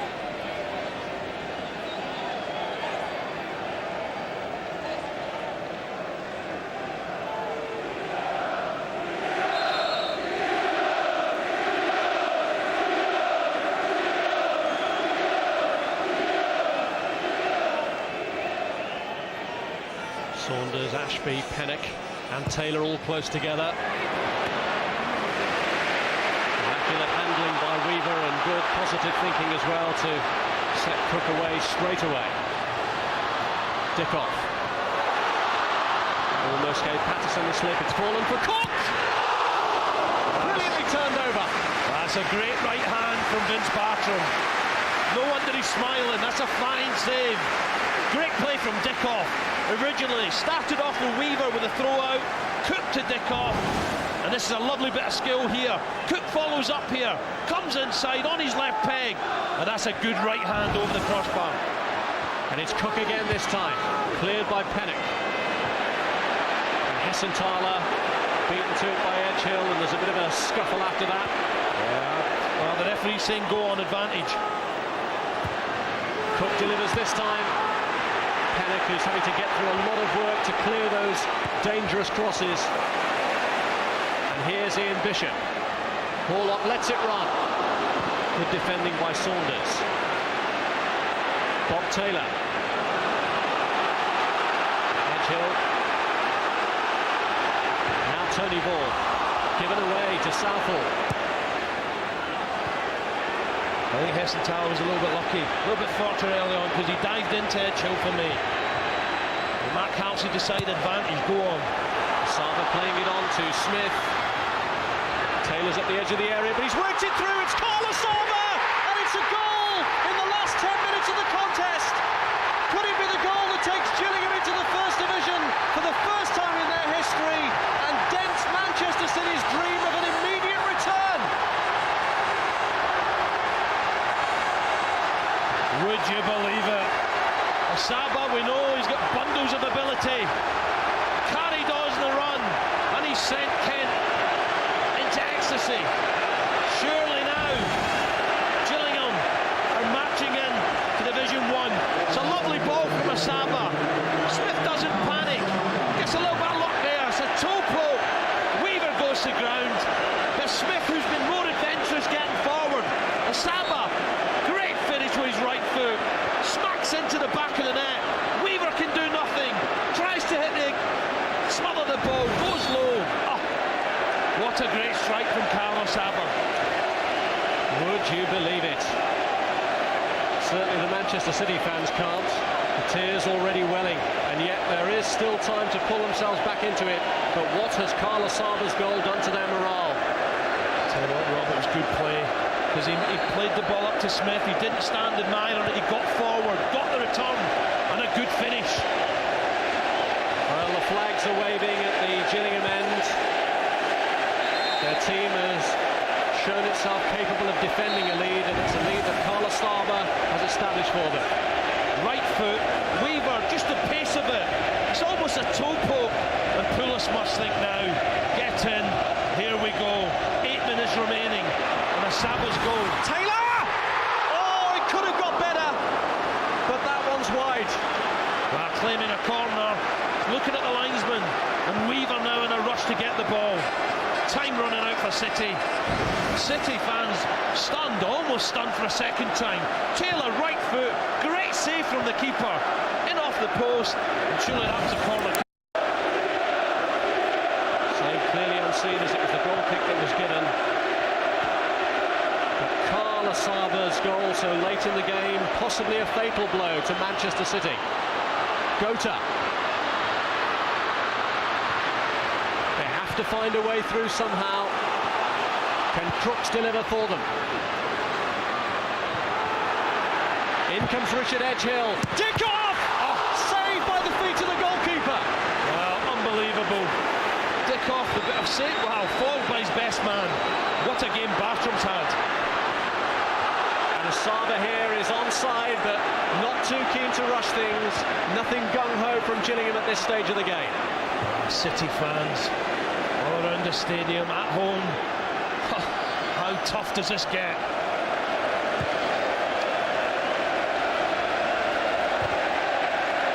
Well, they were inches away from scoring when Goater hit the post. Now Dickov has been thwarted by his great friend Vince Bartram, and it's Gillingham who are poised to join the ranks of the First Division. Asaba, Patterson, Smith, Patterson again. Asaba here looking to get away from Crooks, but it's proving a real struggle for him. Wow, what a save this is. Look, Dickov, 8 yards. Somehow Bartram chucks out his right leg to foil his best pal. And how tough does it get on these punters? Unbelievable.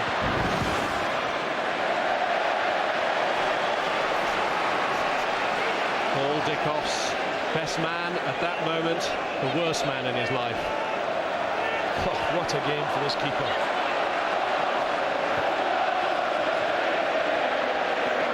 A bit of fortune early, Goater hitting the post. And good saves first half, but surely the save from Horlock first half was brilliant, but this save from Dickov for me is fantastic. And that old fella's hurting. Side foot, almost just dreaming of an equaliser, and his pal's right foot comes to the rescue of Gillingham. It's caution to the wind time now. Lee Crooks is off. They're bringing on another striker, Gareth Taylor, who's twice suffered disappointments in playoff finals before with Sheffield United and with Bristol Rovers. Now comes on, hoping for a dream impact in the last 4 minutes of the game. Asaba, the goal scorer, and it's Taylor he's put through this time. Taylor, 2-0! Gillingham are surely there now, making history in the process. Wow, Rob, we said they were always a threat, the way they play as a pair. Goals this season between them has been special, 42 goals, now it's 44. And what a good finish from Robert Taylor. Quick thinking here from Asaba, the touch is not bad, but this is brilliant. Taylor gets away from Vaughan, 20 yards out, right foot, drills it low. And that is bye-bye Division 2 for Gillingham. Division 1, here we come. Brilliant back heel. Tony Vaughan can't get there, keeps it low, off the greasy turf, and Tony Pulis knows, now we're safe. Surely that is it. And, well, the Gillingham fans go crazy. And at the other end, it's a mass exodus. Robert Taylor, goal number 21 of the season. And the door to the First Division now wide open. 2 goals in 5 minutes, 2 goals in 3 now required by Manchester City to take this match into extra time. But a sign of just how Gillingham plan to shut up shop now is the fact that they've made a change. They've taken Asaba off and they've brought on a defender, Darren Carr, in his place as they look to hold on to what they have. It will take a superhuman effort now from Manchester City to turn this one around.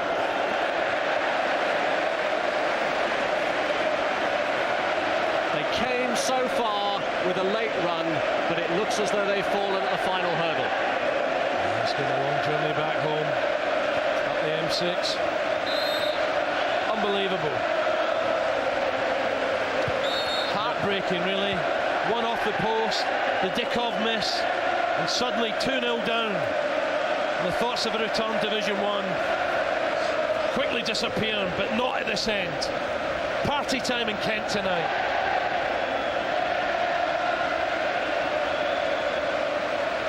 Well, they came perhaps with low expectations, although Tony Pulis said in the build-up to the game that Manchester City were the favourites to everyone outside the county of Kent.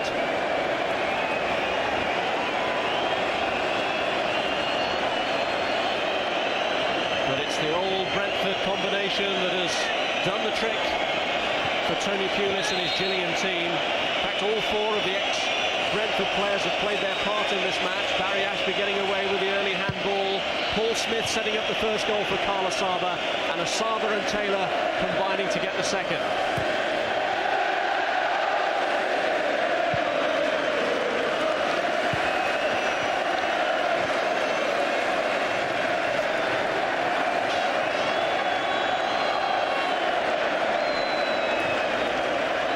Just a continuous noise away to our left. Gillingham fans, what a dream. Well, Vince Bartram made a crucial save at a key point in the game from Paul Dickov, and he is the nationwide man of the match. Just this cruel game. Bartram be popping champagne, whereas Dickov. And Goater's through here. Great challenge, but the follow-up shot is in, and Manchester City have given themselves some late hope here through the goal from Horlock. Well. Could City somehow hold themselves back? It's a beautiful little flick from Dickov. Suddenly Goater looks to be scoring. Horlock arrives, keeps it low, drives up his left peg. Past man of the match, Bartram. Just when Goater thought he had a chance, Horlock arrives, keeps it low. And City, is there time left? Well, there'll be some anxious eyes now cast towards the amount of stoppage time that's to be added on to see if Manchester City do have any genuine hope of producing another cliffhanger. There are 5 minutes of stoppage time to be added. Would you believe it? I remember in last year's final, I think there was something like 7 added on in the Grimsby match. Here's Bishop. Well, they knew it was going to have to be a superhuman effort similar to the one that Manchester United produced in Barcelona. Now can Joe Royle's team follow that example and show the mental strength to keep on to the end of the road? Well, to be fair to City fans, a lot of them have stayed behind even at 2-0. There was no sort of, here we go, we're out, let's go home. A lot of them stayed behind and suddenly just praying. And what a joy it must be when they see another 5 minutes, well, 4 now, remaining in this match. Well, referee Mark Halsey has had to intervene into a bit of a late skirmish. Gareth Taylor, the player against whom action is to be taken. Well, what a last 10-12 minutes we've had here. It's a smashing game, even at 0-0 it was a cracker. But suddenly now, 4 minutes remaining. Can Taylor, the sub, just been booked, can he come on and somehow snatch an equaliser? Well, Manchester City, through their recent history, have never done things the easy way, and they're giving us another cliffhanger here. But are their ambitions to get back in the First Division to be postponed for another year, or can they somehow find an equaliser? And then you'd think the advantage would swing in their direction for extra time. Bishop feeds Cooke. Oh, what a chance to get a delivery in. 5 City players in the box, and Terry Cooke with time on his right foot, just trying to clip it in. Bartram's hand goes up, that'll do, he says. Disappointment for Cooke. And the whistles cry out from the Gillingham fans.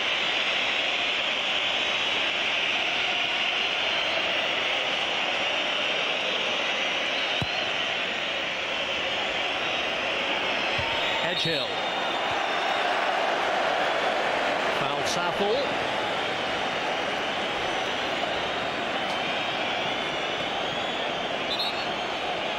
And it has to be said that there are a lot of second division clubs who'll be quite happy to see Manchester City stay in the division with the crowd potential that they take to away venues. Well, Gillingham have plans to refurbish their ground. Boy, it looks like they're going to have to now. No rush now from Gillingham. Anywhere will do. Less than 2 minutes remaining. Well, they've just called the receivers before the appointment of Tony Pulis. Gillingham were a club flat broke. But what a recovery his appointment has sparked.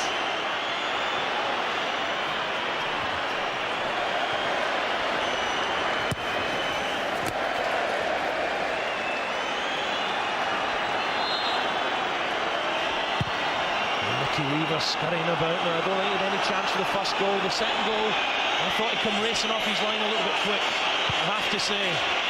Well, it's not over till the final whistle, and City here looking for an opening. It's Dickov again! Can you believe it? Denied once by his best man, but this time Dickov comes out on top, and from 2-0 down, Manchester City have drawn it level. Well, what is it about Manchester? This is unbelievable.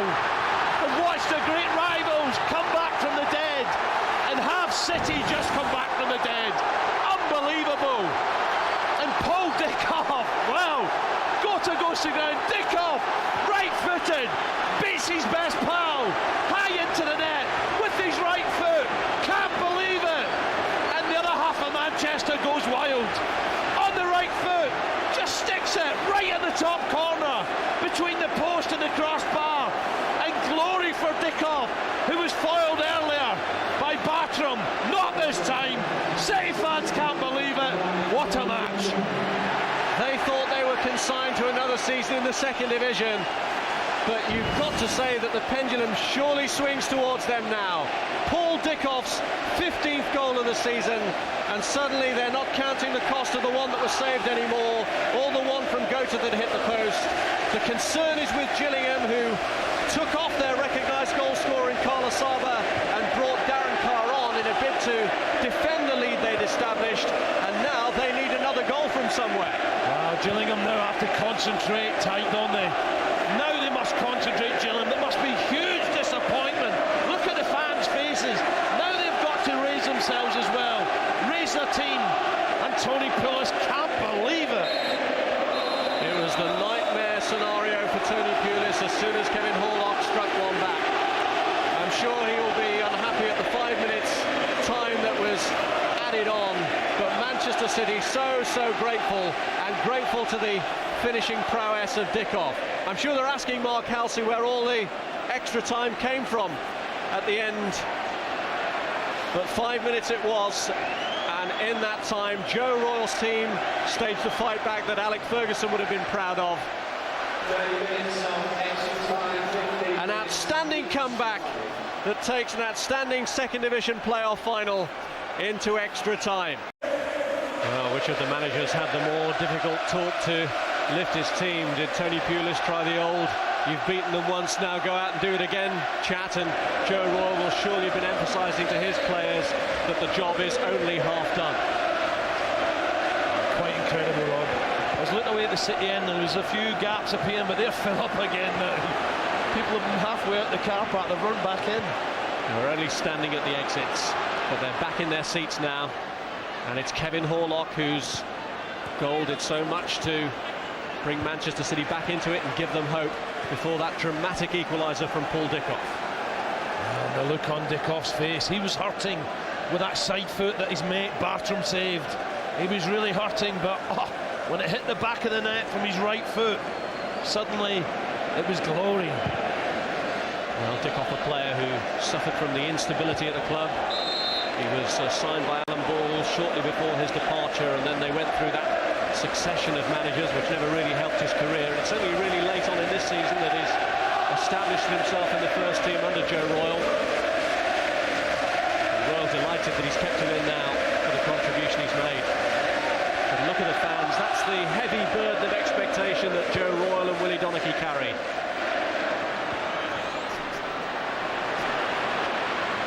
It's Patterson. And he's won the corner. No golden goal. The extra time period will go the full 30 minutes. It may well then go to penalty kicks.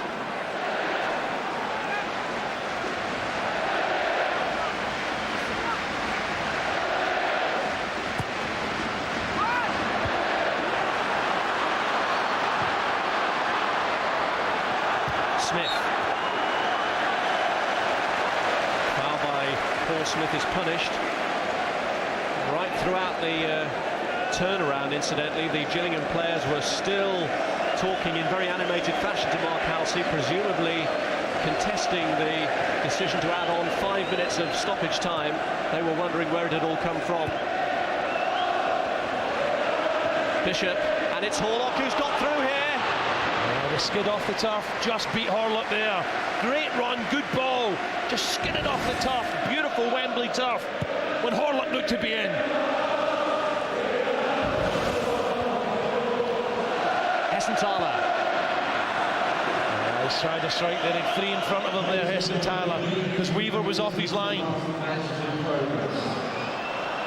The Gillingham players, I feel, have to lift themselves that little bit more than the Manchester City players. At 2-0, they must have dreamed, that's it, it's all over, we're there. What a huge disappointment it must have been. They have to dig deep again. They were plunged in the matter of a few minutes from dreamland into the nightmare scenario. Look at the face of Asaba. Every picture tells a story. And his dejection written all over his face. Here's Whitley. Going for the glory himself. Not a regular goal scorer, Jeff Whitley. Got a couple when he was on loan at Wrexham earlier this season. Well, I know we talk about playoffs, but sometimes people feel it's unfair, but for the fans that come here to Wembley, nationwide playoffs, wow. Last year we thought we'd seen it all with Charlton, Sunderland, incredible. What we're going to get in these next 25, 26 minutes. Well, the team that's finished fourth in Division 2, as Gillingham did this year, has lost the last 5 finals. At 2-0, they seem to be coasting. Horlock's goal, though, changed that. Dickov with the equaliser. And Manchester City have started in extra time where they left off at the end of the 90 minutes. They're looking positive. Cleared by Carr.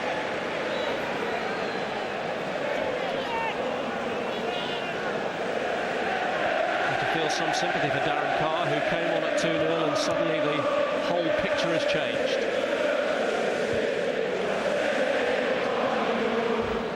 Here's Tony Vaughan, who postponed his wedding in anticipation of Manchester City being involved in the playoffs. Ball played around towards Dickov, and Bartram is out. Well, there's a few tired legs out there, but I can tell you Paul Dickov won't be fit as a flea.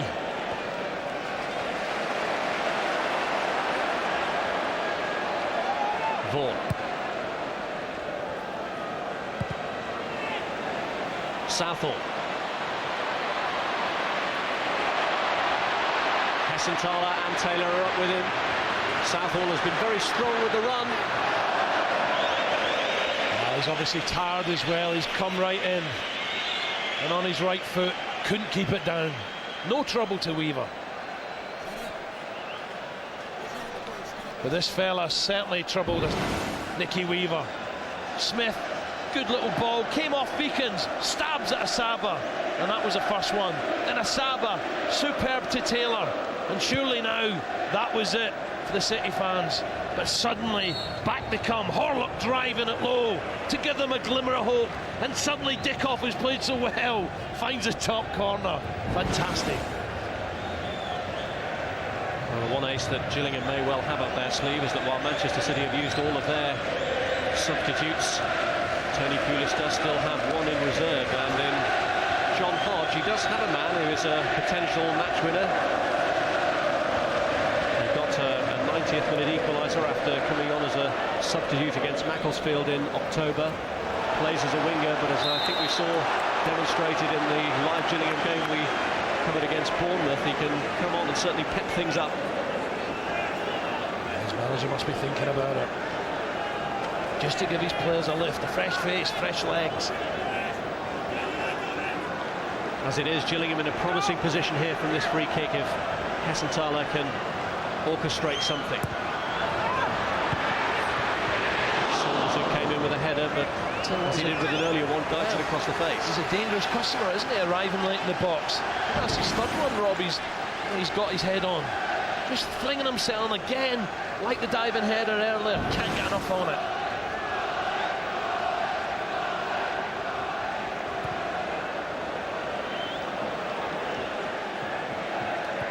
Wiekens. This is Edghill. Knocked down by Taylor. Whitley just controlled it with his hand. A yard and a half away from the referee. He wasn't getting away with that one.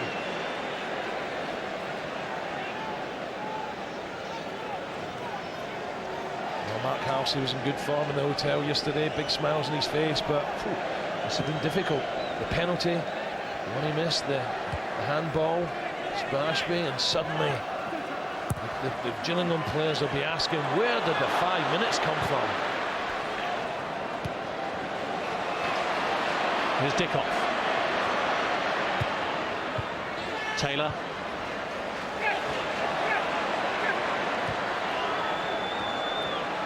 Dickov. Horlock's continued his run into the box. Looking for Goater with a cross. It was flicked in towards Taylor, and Saunders in the end had to get it away, but the flag was up for offside. Yeah, good decision. Dickov, I think, when Goater just got the little flick on, the referee was quick with the flag. Dickov again, good work. A nice little flick. You can see Taylor a good yard and a half offside. And just for a minute, the Gillingham fans, well, the hearts were in their mouth again.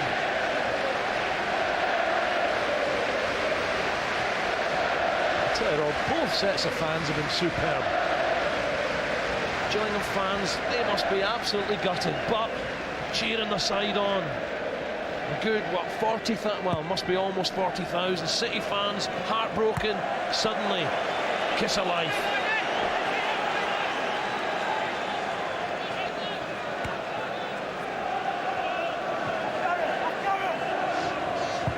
Wiekens. Here's Dickov. It's Shaun Goater. Challenged by Carr. Bishop. Dickov.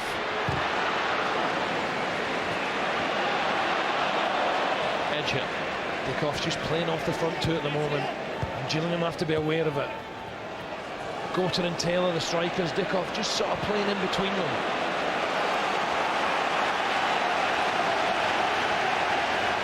And Taylor at the far post, as we know, if the service is right, he's a handful. Here's Cooke.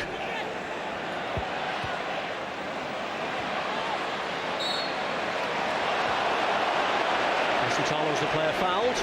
Hessenthaler's got through so much work. Cooke disagrees with the decision. This fella's a battler. Well, they're a team not built around individual stars. They give a very consistent level of performance. And Tony Pulis must have thought that his side had it in the bag at 2-0. But once Horlock scored, it was always a bit risky once the board went up, showing the 5 minutes allotted time added. Bishop spreading it to Goater, who keeps it in well. He's looking for Taylor with a cross, and Pennock decides not to risk leaving it to his goalkeeper. Back in from Cooke. That's desperate defending from Gillingham now. City pushing forward, smelling victory. Pennock, who's played so well along with Ashby and Butters, still they have to defend.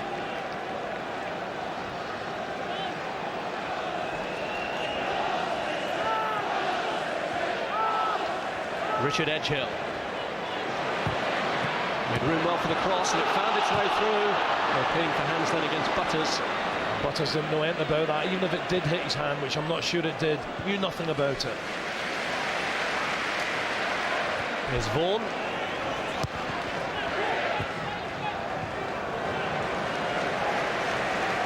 Next penalties, here we come. Well, it would be a sad way for it to end. Kevin Horlock missed one of the penalties the last time that Manchester City were involved in a shootout against Blackpool last season. Lee Bradbury was the man who missed the other kick as City were knocked out of that League Cup tie 4-2 on spot kicks. Let's hope it's not penalties. But the both sides to me look shattered out there, physically and mentally. The man who saved Kevin Horlock's kick is probably going to be here tomorrow with Bolton, Steve Banks. Dickov is still screaming at the referee.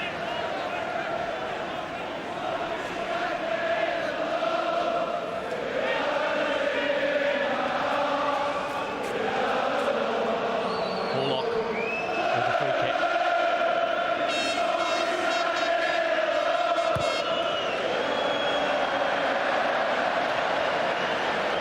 Not his best, and he knows it. Not his best, but he'll be forgiven after giving them a kiss of life, getting them back to 2-1. Well, Joe Royle has been through many Wembley occasions before, but I'm sure none will match the intensity and drama of this one. His team looks dead and buried. They refuse to lie down after that goal from Bob Taylor. And now can that strength of spirit carry them to an extra time winner? Dickov lays it off for Whitley this time. Dickov wants the return and gets it. Goater and Taylor are both in the box. And it's gone across Taylor. Gone behind. Well, once again, Hessenthaler was round there helping Ashby out. And Dickov trying to find Taylor at the far post. Couldn't get his left foot round the ball. It's good play. It was a lovely layoff. Eventually by Dickov, and suddenly tries to get it in the far post. And I tell you what, that's not far away from the far post. Bounce it, hitting it and going in. Dickov has been Gillingham's chief tormentor as the game has worn on.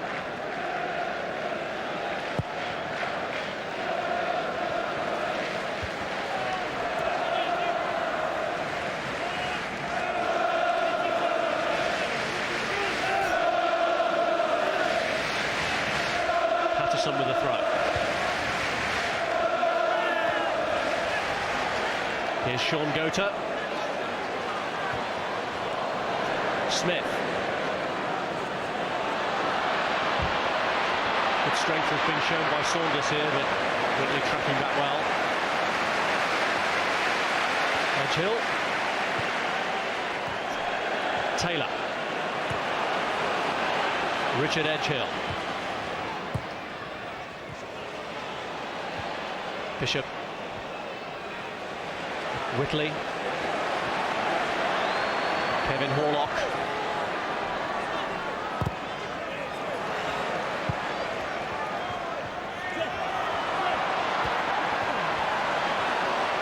It's Paul Dickov.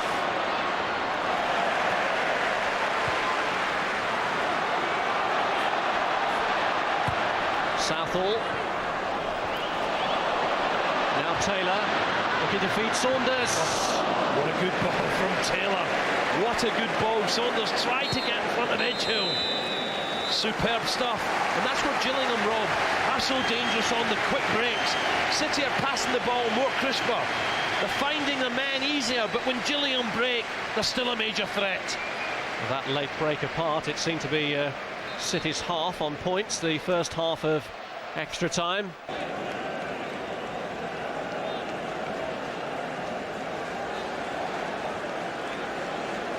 Back to half chances again. Who can take it? Defenders make a little slip or a bit of magic. Cue John Hodge then, and it's Mark Patterson who's going off to make way for the former Walsall man. Hodge is no newcomer to Wembley. He was actually substituted in his only previous appearance at this stadium in the 1994 Autoglass Trophy final, when his Swansea side beat Huddersfield 3-1 on penalties. But his job now is to ensure that this game doesn't go to penalties. Southall. Taylor. It's Southall again. Foul by Wiekens. Yeah, it's obstruction. It's a positive run from Southall, and Wiekens looks as if he's going to earn himself a yellow. It's a body check. It's not nasty, but it's good positive running here from Southall. The arm comes across him. I think Southall makes a meal of it, which earns Wiekens a yellow card. It's only the second booking for a Manchester City player.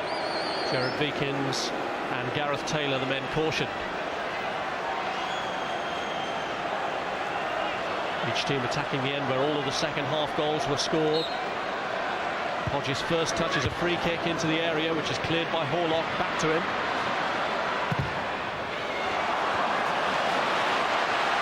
Terry Cooke comes away with it. He's looking for Dickov. Taylor will do, though. Bishop. Goater.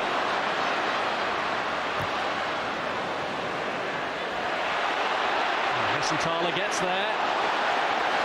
That's good stuff, this is. There's fierce challenges flying in, but fair challenges. Dickov gets the ball across. This is about desire now, Rob. Who really wants to win this? Who wants to sneak it?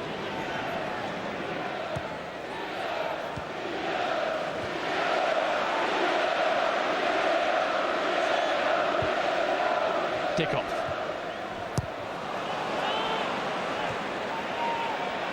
Whitley. Now Taylor. It's Cooke. And he's fed it through to Shaun Goater. Superb from Butters. Brilliant from Butters. Southall almost clipped the heels of Shaun Goater, but Butters comes over again. What a match he's had.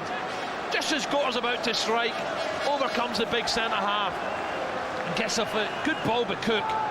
Goater thinks, here we go, and Butters there again. It's Bishop who gets it across.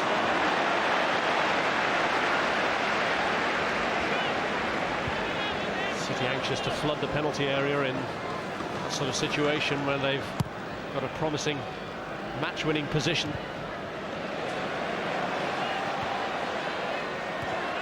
Cooke. Again, Dickov making the run between the three centre-backs, and he's pal Bartram again. Reads it well. I bet they have a chandy out or two together tonight, regardless of the outcome.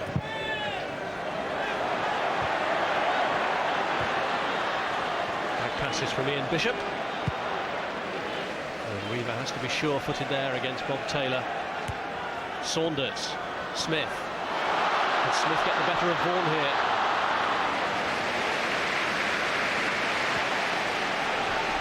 Edghill, who's been switching between left and right in extra time. Now Whitley. Now Bishop. Hooks out wide. Taylor and Goater are through the middle. Dickov at the left edge of the penalty area. It's Terry Cooke. And it spins off the head of Carr for the corner. Look at his face. Pressure again for Gillingham to defend against. But I think Bishop's done well, Rob, since he's come on.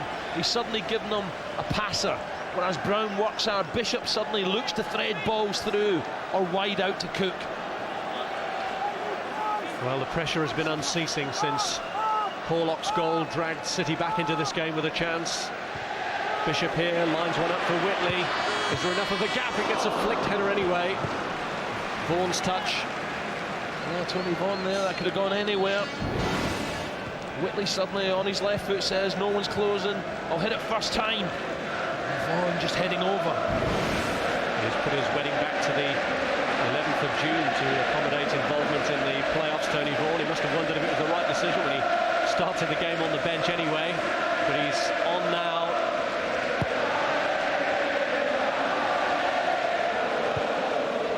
And he, like the other 21 players on the pitch. Oh, it's broken here. Could it be for Hodge? He beat Weaver to it, but Weaver was strong twice. One moment of uncertainty there could have been so costly, but Weaver was steadfast. Just wondered if Saunders would have used his left foot there. Weaver might not have been getting away with it. Tony Vaughan almost.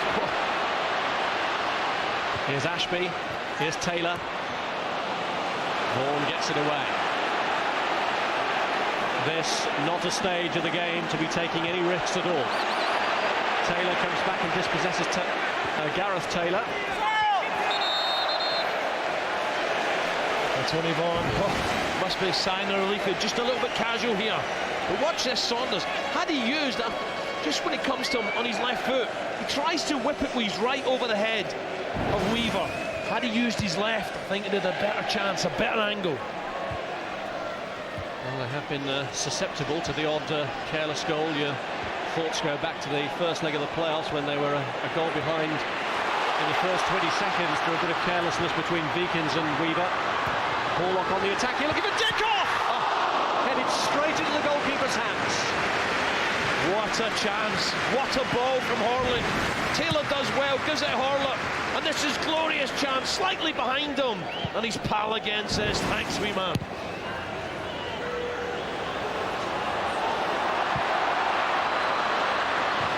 You can't, his effort has been sensational. Paul Dickov, no wonder he's such a favourite at Main Road. But Bartram, well, it's just slightly behind him. Curling ball, straight at Bartram, and the keeper again in the right place at the right time. The fans say winner. No, not again. Brilliant. Well, Paul Dickov's only involvement at Wembley before was as a squad member with Arsenal. It was at Highbury where he linked up with Vince Bartram and where their families became so close.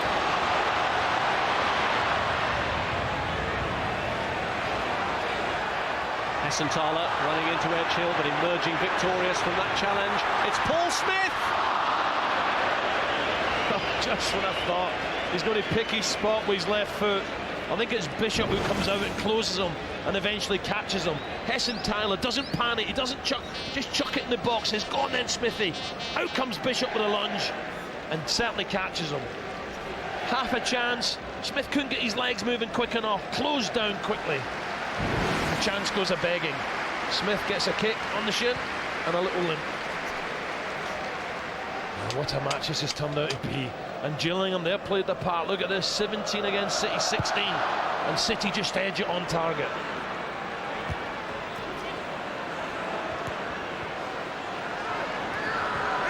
Saunders. Now Hodge.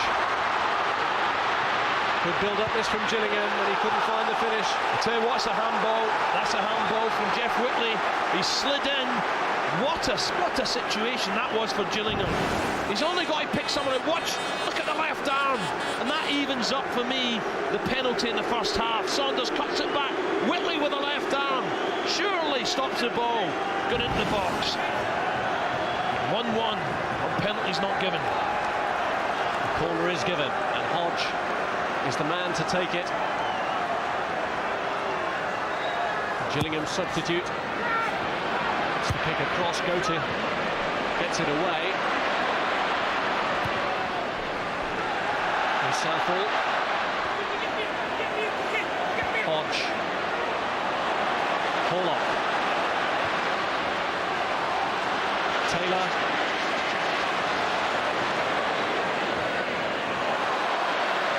It's Shaun Goater, who's found Paul Dickov, who come deep for it and hits one! I tell you what, he's trying to take this bottle of champagne for man of the match off Vince Bartram, and how close is this? Good play from Goater, the touch is good, let's fly, right foot, beats the keeper, and 6 inches wide of the crossbar. Dickov almost putting City in front.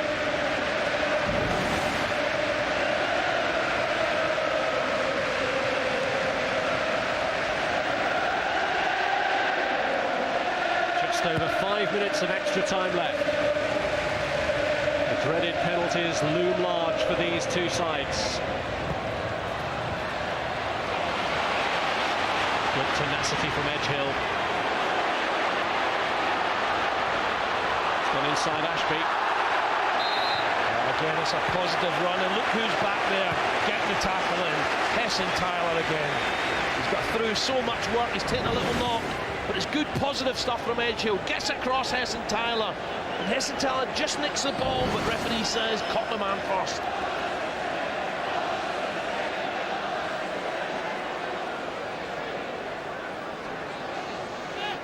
They have plenty of strength back there to defend against the City line, do Gillingham. It's Horlock's delivery. Wiekens who knocks it on. Wouldn't land for Dickov.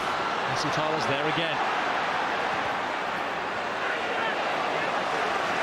So Hessenthaler and Dickov had a good little scrap, both the same weight, same height. And who, well, none of them deserve to be on a losing side, do they?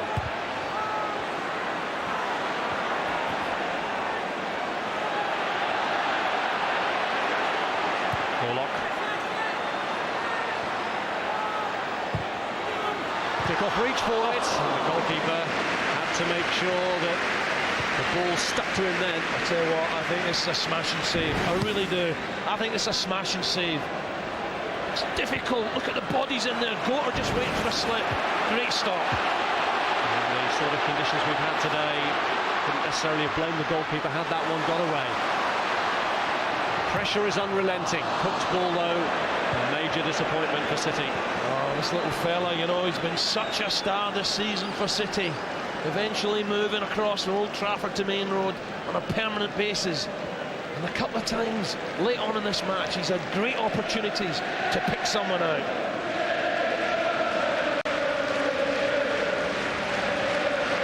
Well, if the match is to be won in extra time, it'll be done with a goal in front of their own fans. But for penalties, it's the referee who has the choice of ends. That could be a fairly crucial decision. Mark Halsey just checking the watch. I'm sure one or two of the Gillingham players will want to check it for him after the amount of time that he added on to the 90. That's why I think he'll have it the tunnel end so he can get down that tunnel quick.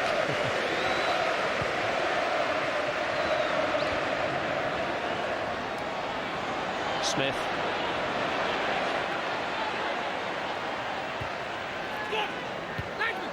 I tell you what, Smith's played ever so well as well in that midfield area for Gillingham, battling away, made the first goal, powering forward, taking his chances and digging in deep. Well, Asaba and Taylor, I suppose, have taken a lot of the glory this year through their goal-scoring exploits, but they're a team of heroes all around Gillingham. Solid, dependable and workmanlike unit. Clearance by Pennock. Looking to set Taylor on his way again. Wiekens, though, deals with it. See, City sometimes it's 2-on-2 there. You know, they're so intent on getting forward. Time's running out. And we've just got to be careful they don't get caught again, because Taylor will punish them. Dickov. Here's Whitley. Edghill. Whitley again. Taylor knocks it down. Butters. Brilliant Butters. Arm could have come out there, no. On the chest and a clearance. Tense, nervous moments these. A time for maximum concentration from Gillingham. And Cooke has got around Southall, and Carr came in and caught him late. Well, it's not been a dirty game, Rob, but that is a nasty one. I think he could be in big trouble here. Carr really launches himself here after a beautiful bit of skill, the nutmegs, but look at this. Whack! That is nasty. Well, literally like being hit by a car for poor old Terry Cooke. Left floored by the challenge. Well, he's on my wee look. What's coming out? Is it yellow or is it red? It'll be a huge disappointment if Mark Halsey produces red. He's taking his time over the production of the card. And it is yellow.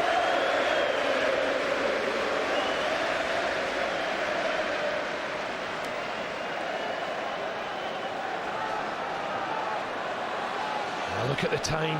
Seconds remaining. Can City win it off this free kick?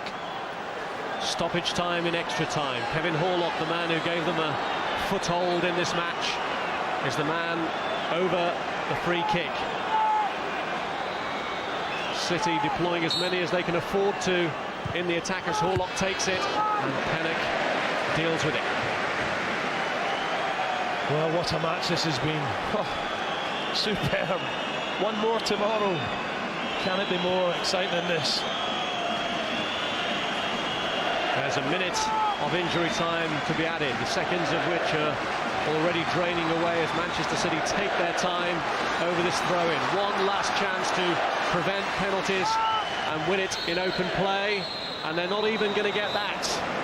For the first time, the second division playoff final has gone to penalties, and now for Tony Pulis and Joe Royle, it's the lottery, the luck of the draw. And Vince Bartram and Paul Dickov, best mates, each one has managed to get one up on the other during the course of the game. Bartram making a vital save, but Dickov later on scoring past him, who will be having the biggest smile at the end of the nerve-wracking contest that lies ahead. Well, what they'd give to have Franny Lee out there. He was the penalty-taking master, wasn't he? Got 13 in a season once, which I think still stands as a record. And Kevin Horlock, who missed in that last penalty shootout that Manchester City were involved in against Blackpool in the League Cup last season, is going to be the first man to step up for them in the second division playoff final. It's Horlock against Vince Bartram, and City are one up. Well, you can see the tension in Horlock's face as he stepped up there. What a good penalty this is, because Bartram's moving about. He goes the wrong way, Horlock drives it with a bit of pace, sends him the wrong way, City one up. First time that Gillingham have been involved in a penalty shootout in a competitive match for 11 seasons since they beat Brighton 5-4 on kicks in a first-round League Cup tie. The jeers and the whistling are aimed at Paul Smith, who takes Gillingham's first spot kick. And it's saved by Weaver! I'm just wondering there, Rob, all the boos, the City fans jump behind that tunnel end goal.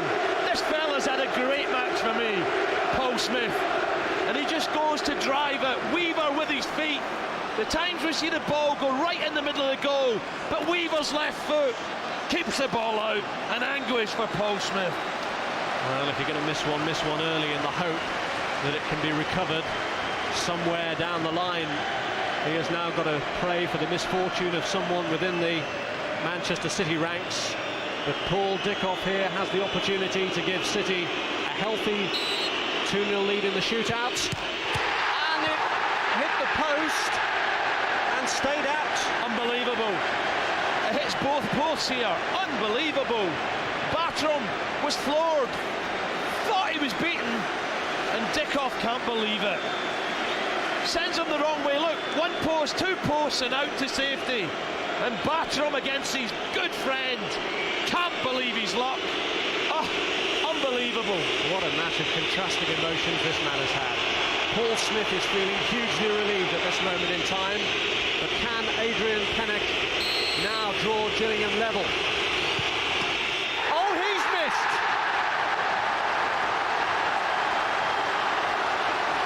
Oh, this is no penalty-taking masterclass at the moment. Well, last year in the playoff First Division final, the penalties were sensational. Not this time, and what a shame again. He's battled, he's worked so hard, Pennock, and the tension, the occasion, just getting to him. The nerves are getting to both sets of players, and look at the fans as well. They can barely bring themselves to watch. Terry Cooke, another opportunity for Manchester City to go 2-0 up. And he scores! I tell you what, that takes guts, you know, because this little fella, I don't think's had a very good game this afternoon, and that would be playing in his mind. But this is a quality penalty. That is just inside the right-hand post of Bartram. That is quality, that is guts. City now favourites. Hodge, who'd been substituted when Swansea beat Huddersfield here on penalties in the Auto Glass Trophy final of 5 years ago, is the man who steps forward now. It's a crucial kick for John Hodge of Gillingham, and he scores their first successful penalty of the shootout. Oh, what a good penalty. There was heaps of pressure on this guy. Right foot, top corner, sends the keeper the wrong way, and Gillingham have a lifeline again. And what an important penalty coming up now for Richard Edghill. This is massive. Richard Edghill, a man who's never scored a goal in his senior career, but steps up to take what he hopes will be the third successful spot kick to Manchester City. And that really would put the pressure on Gillingham's next taker if Edghill could score here. And he does!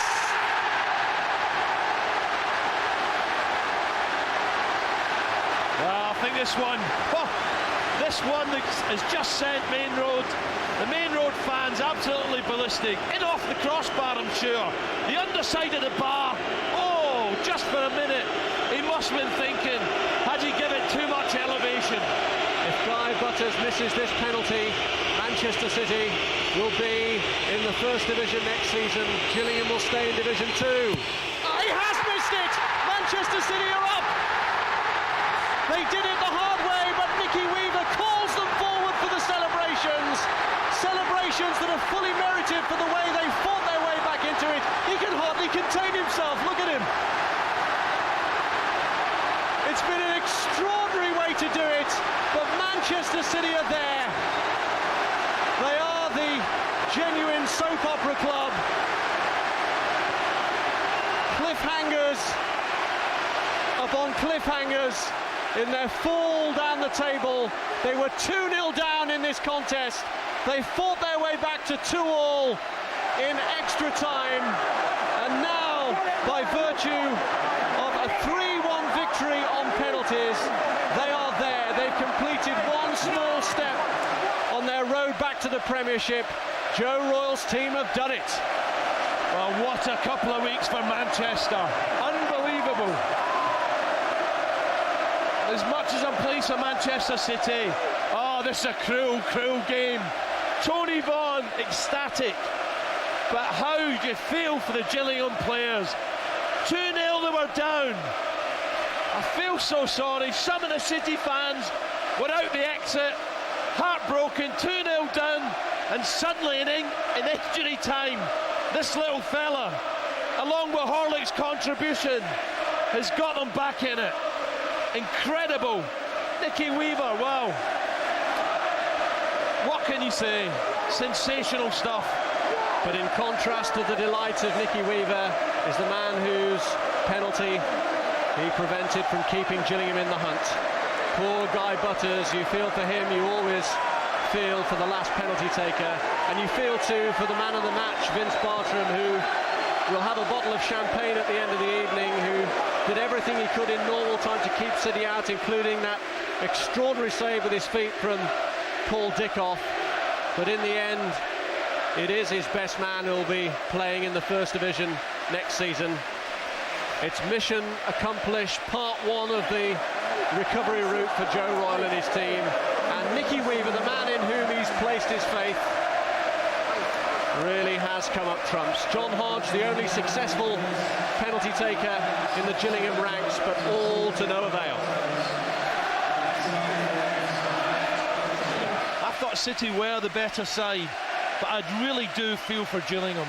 I thought they were superb, the fans, but there's got to be a winner in the playoffs, and now they head up the steps to get the medals and the cup. And weary they may be, but what a great feeling this is for Andy Morrison, who really was a crucial signing for Joe Royle this season when he brought him in from Huddersfield. He says he bought not only a player in Morrison, but a captain as well. And that inspirational leadership has led to Morrison now lifting the trophy.